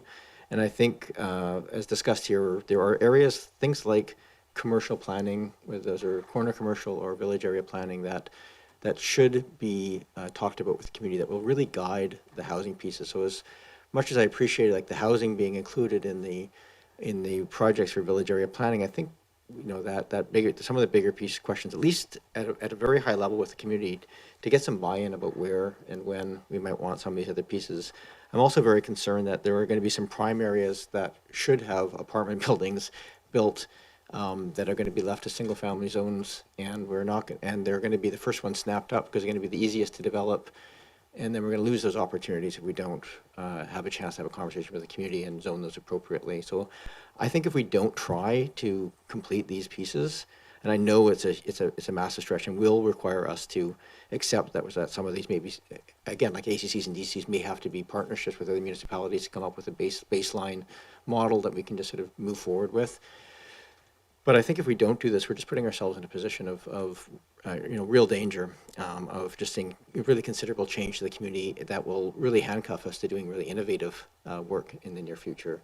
So no, I appreciate I'm very curious to hear what other members of the committee have to say, but there's my motivation. Thank you, Chair. Councillor Green. Thank you, Chair, and thank you, Mayor, also for your comments. I agree on the community consultation piece, and I know that the loss of public hearings, depending on how you look at it, is a huge loss for the community in terms of the voice of the community involved in development.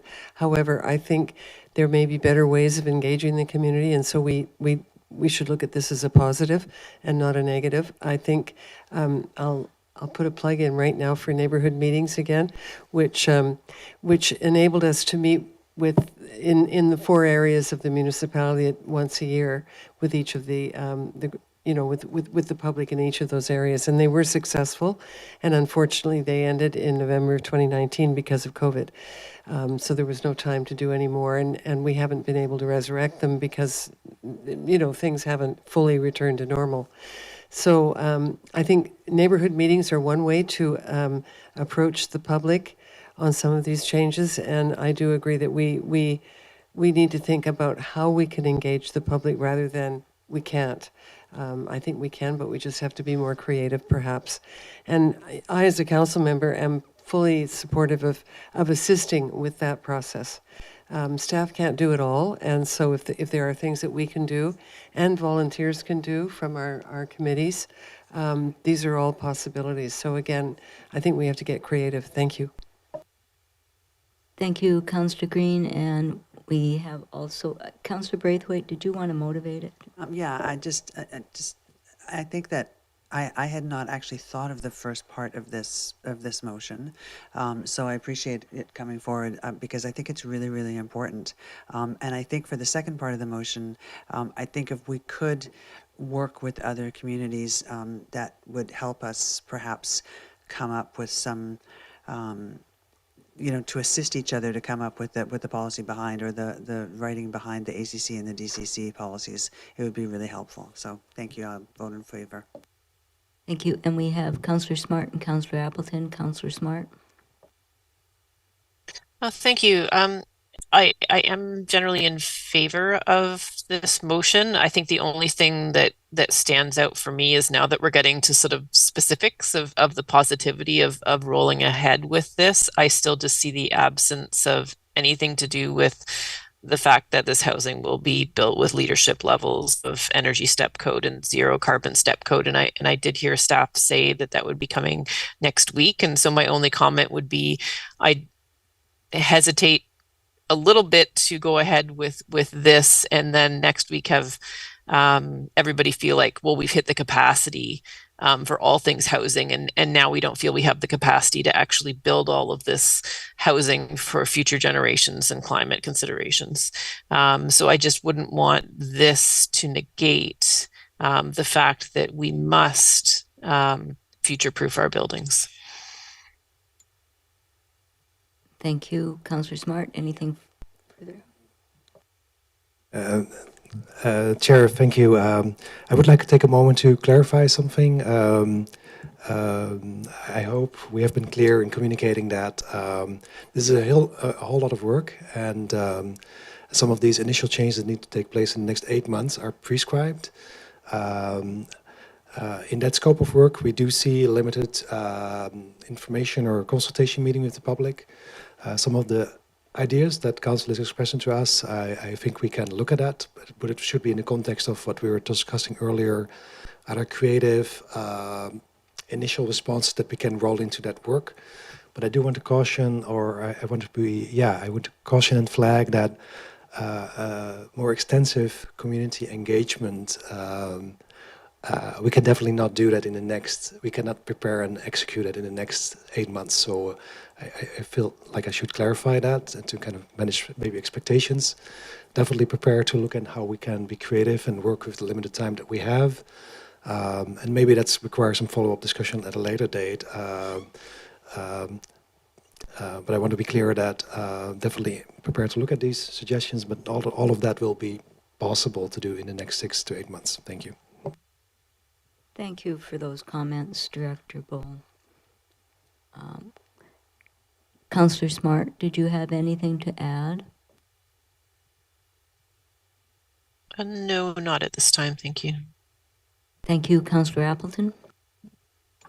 Thank you, Chair. So in terms of the amendment that's on the floor, I'm going to have to vote against this, not because I disagree with any of the individual components of it, and in fact, these are all things that are all worthy of consideration. I think simply we're just too early in the process of discussing with staff how their response will be organized to the housing targets and how that resourcing will be applied. To talk to this specifically speaks to prioritizing 3 housing initiatives.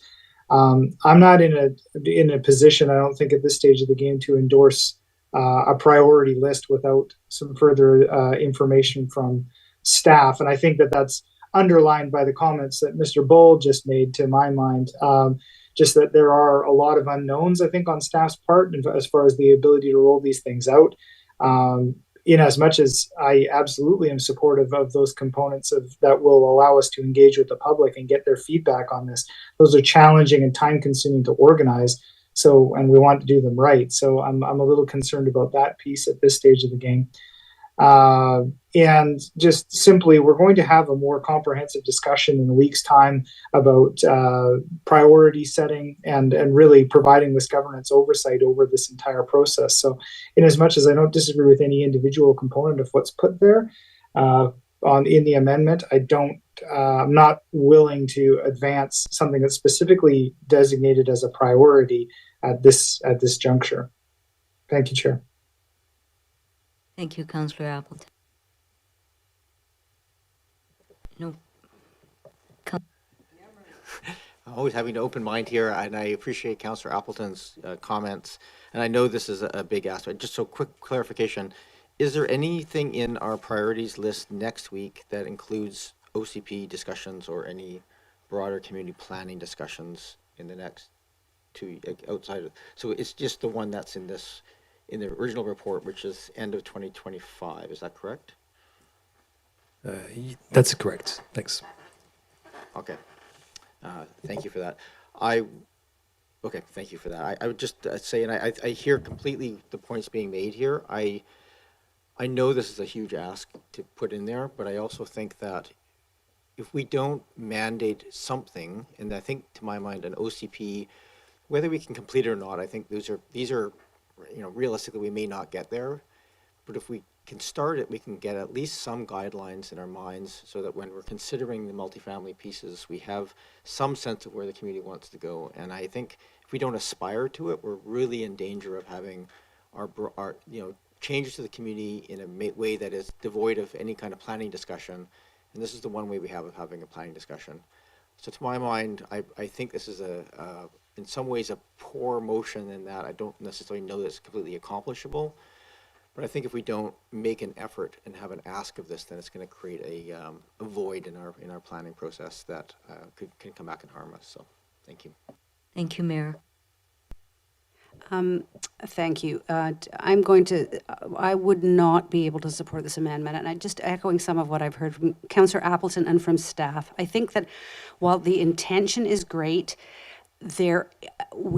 even just doing the first part, which is C on this list, we don't really know how much effort that's going to take. So committing staff to a pattern of work when we really don't understand the extent of the work required just to do the prescribed pieces, I think it's a good idea, but I think it's like at some point we may be able to do that, but I think it's premature to do it now, and it adds a level of stress to the system, which may not be helpful as we try to move forward with what we want to be able to generate in the community is some excitement about these initial changes to address a provincial mandate to make it easier to add housing in our community. So while I do understand the desire to have a clearer plan and set that, I think it's premature to try and force this now, because it might yeah, I think we could get to that motion, or at least the A part of it, some weeks from now, or maybe a couple of months from now, but I don't think it's savvy to do it now. Thank you, Councillor Watson, and I guess speaking for myself, and just a reminder, this is a committee of the whole, so we're not making a council decision tonight, and I certainly understand the spirit of the amendment. I'm not able to support it. Certainly, what it speaks to is sound in terms of what we would like to accomplish. But what we would like to accomplish and what in reality we can, I don't want to overpromise and then grossly underdeliver. My difficulty with supporting this also is because tonight at Committee of the Whole we are looking at primarily the provincial housing directives and the funding that was provided by the province and how we allocate those funds. There is the broader aspect of the entirety of the budget. We haven't allocated all of the surplus funds yet for the year.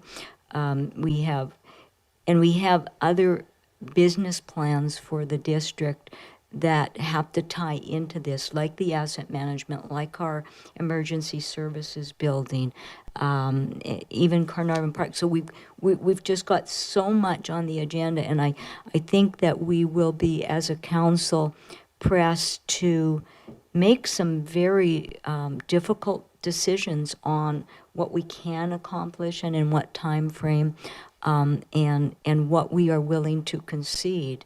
And so certain portions of this, especially where simple ACC and DCC, it does make sense, and I'm still hoping that will come out next week, but I can't support this amendment as presented tonight, that we in a way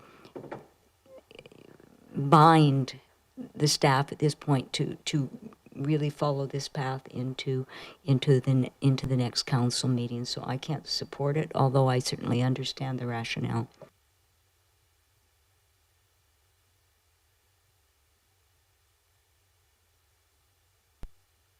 Okay, then seeing no further discussion, we will call a question on the amendment. All in favor? 1, 2, 3, with 4 councillors in favor and against the motion. We have Councillor Appleton, Councillor Watson, and Councillor Paterson against, so the motion is carried.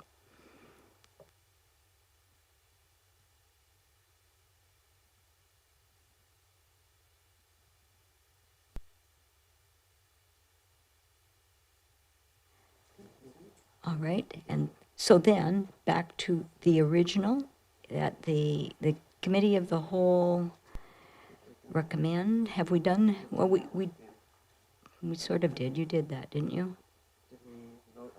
Did we vote on Director Coates?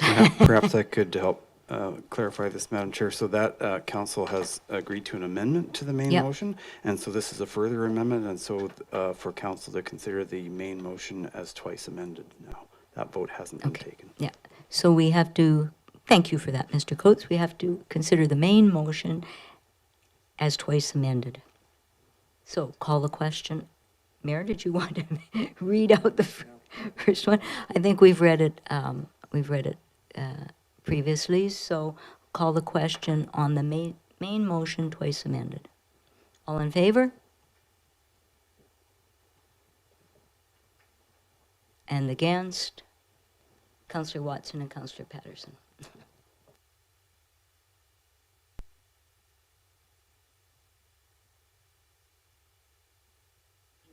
No further business tonight. Can I ask just a follow-up question? Councillor Murdoch, or Councillor Murdoch, I'm going to call you Just- Councillor all night there. Mayor Murdoch. I have one last question on that to staff, and that is, I see at the end of the 2024, we're expected to have a new housing needs report completed.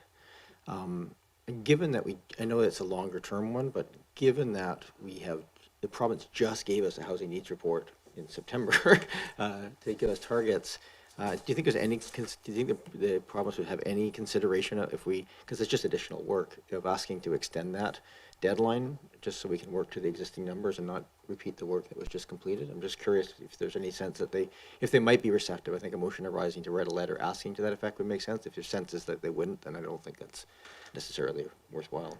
Director Bowen.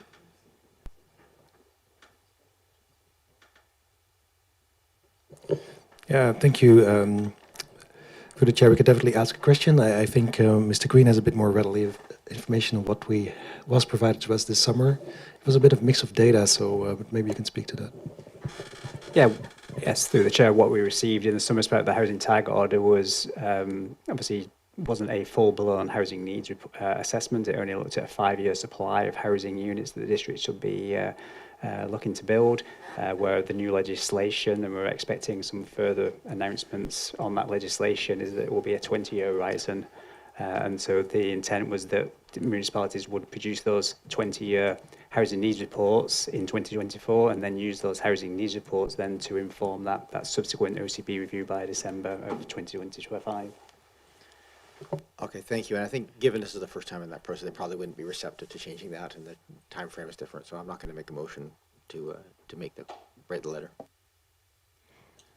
Okay, no further questions, comments from anyone. So with that, we'll call Move adjournment. Move adjournment. Thank you. Seconded by Councillor Braithwaite. I don't think there's any opposition. Or Councillor Green, sorry. I apologize. It's getting late already. Yeah. So with that, the meeting is adjourned. Thank you, Acting Mayor Paterson.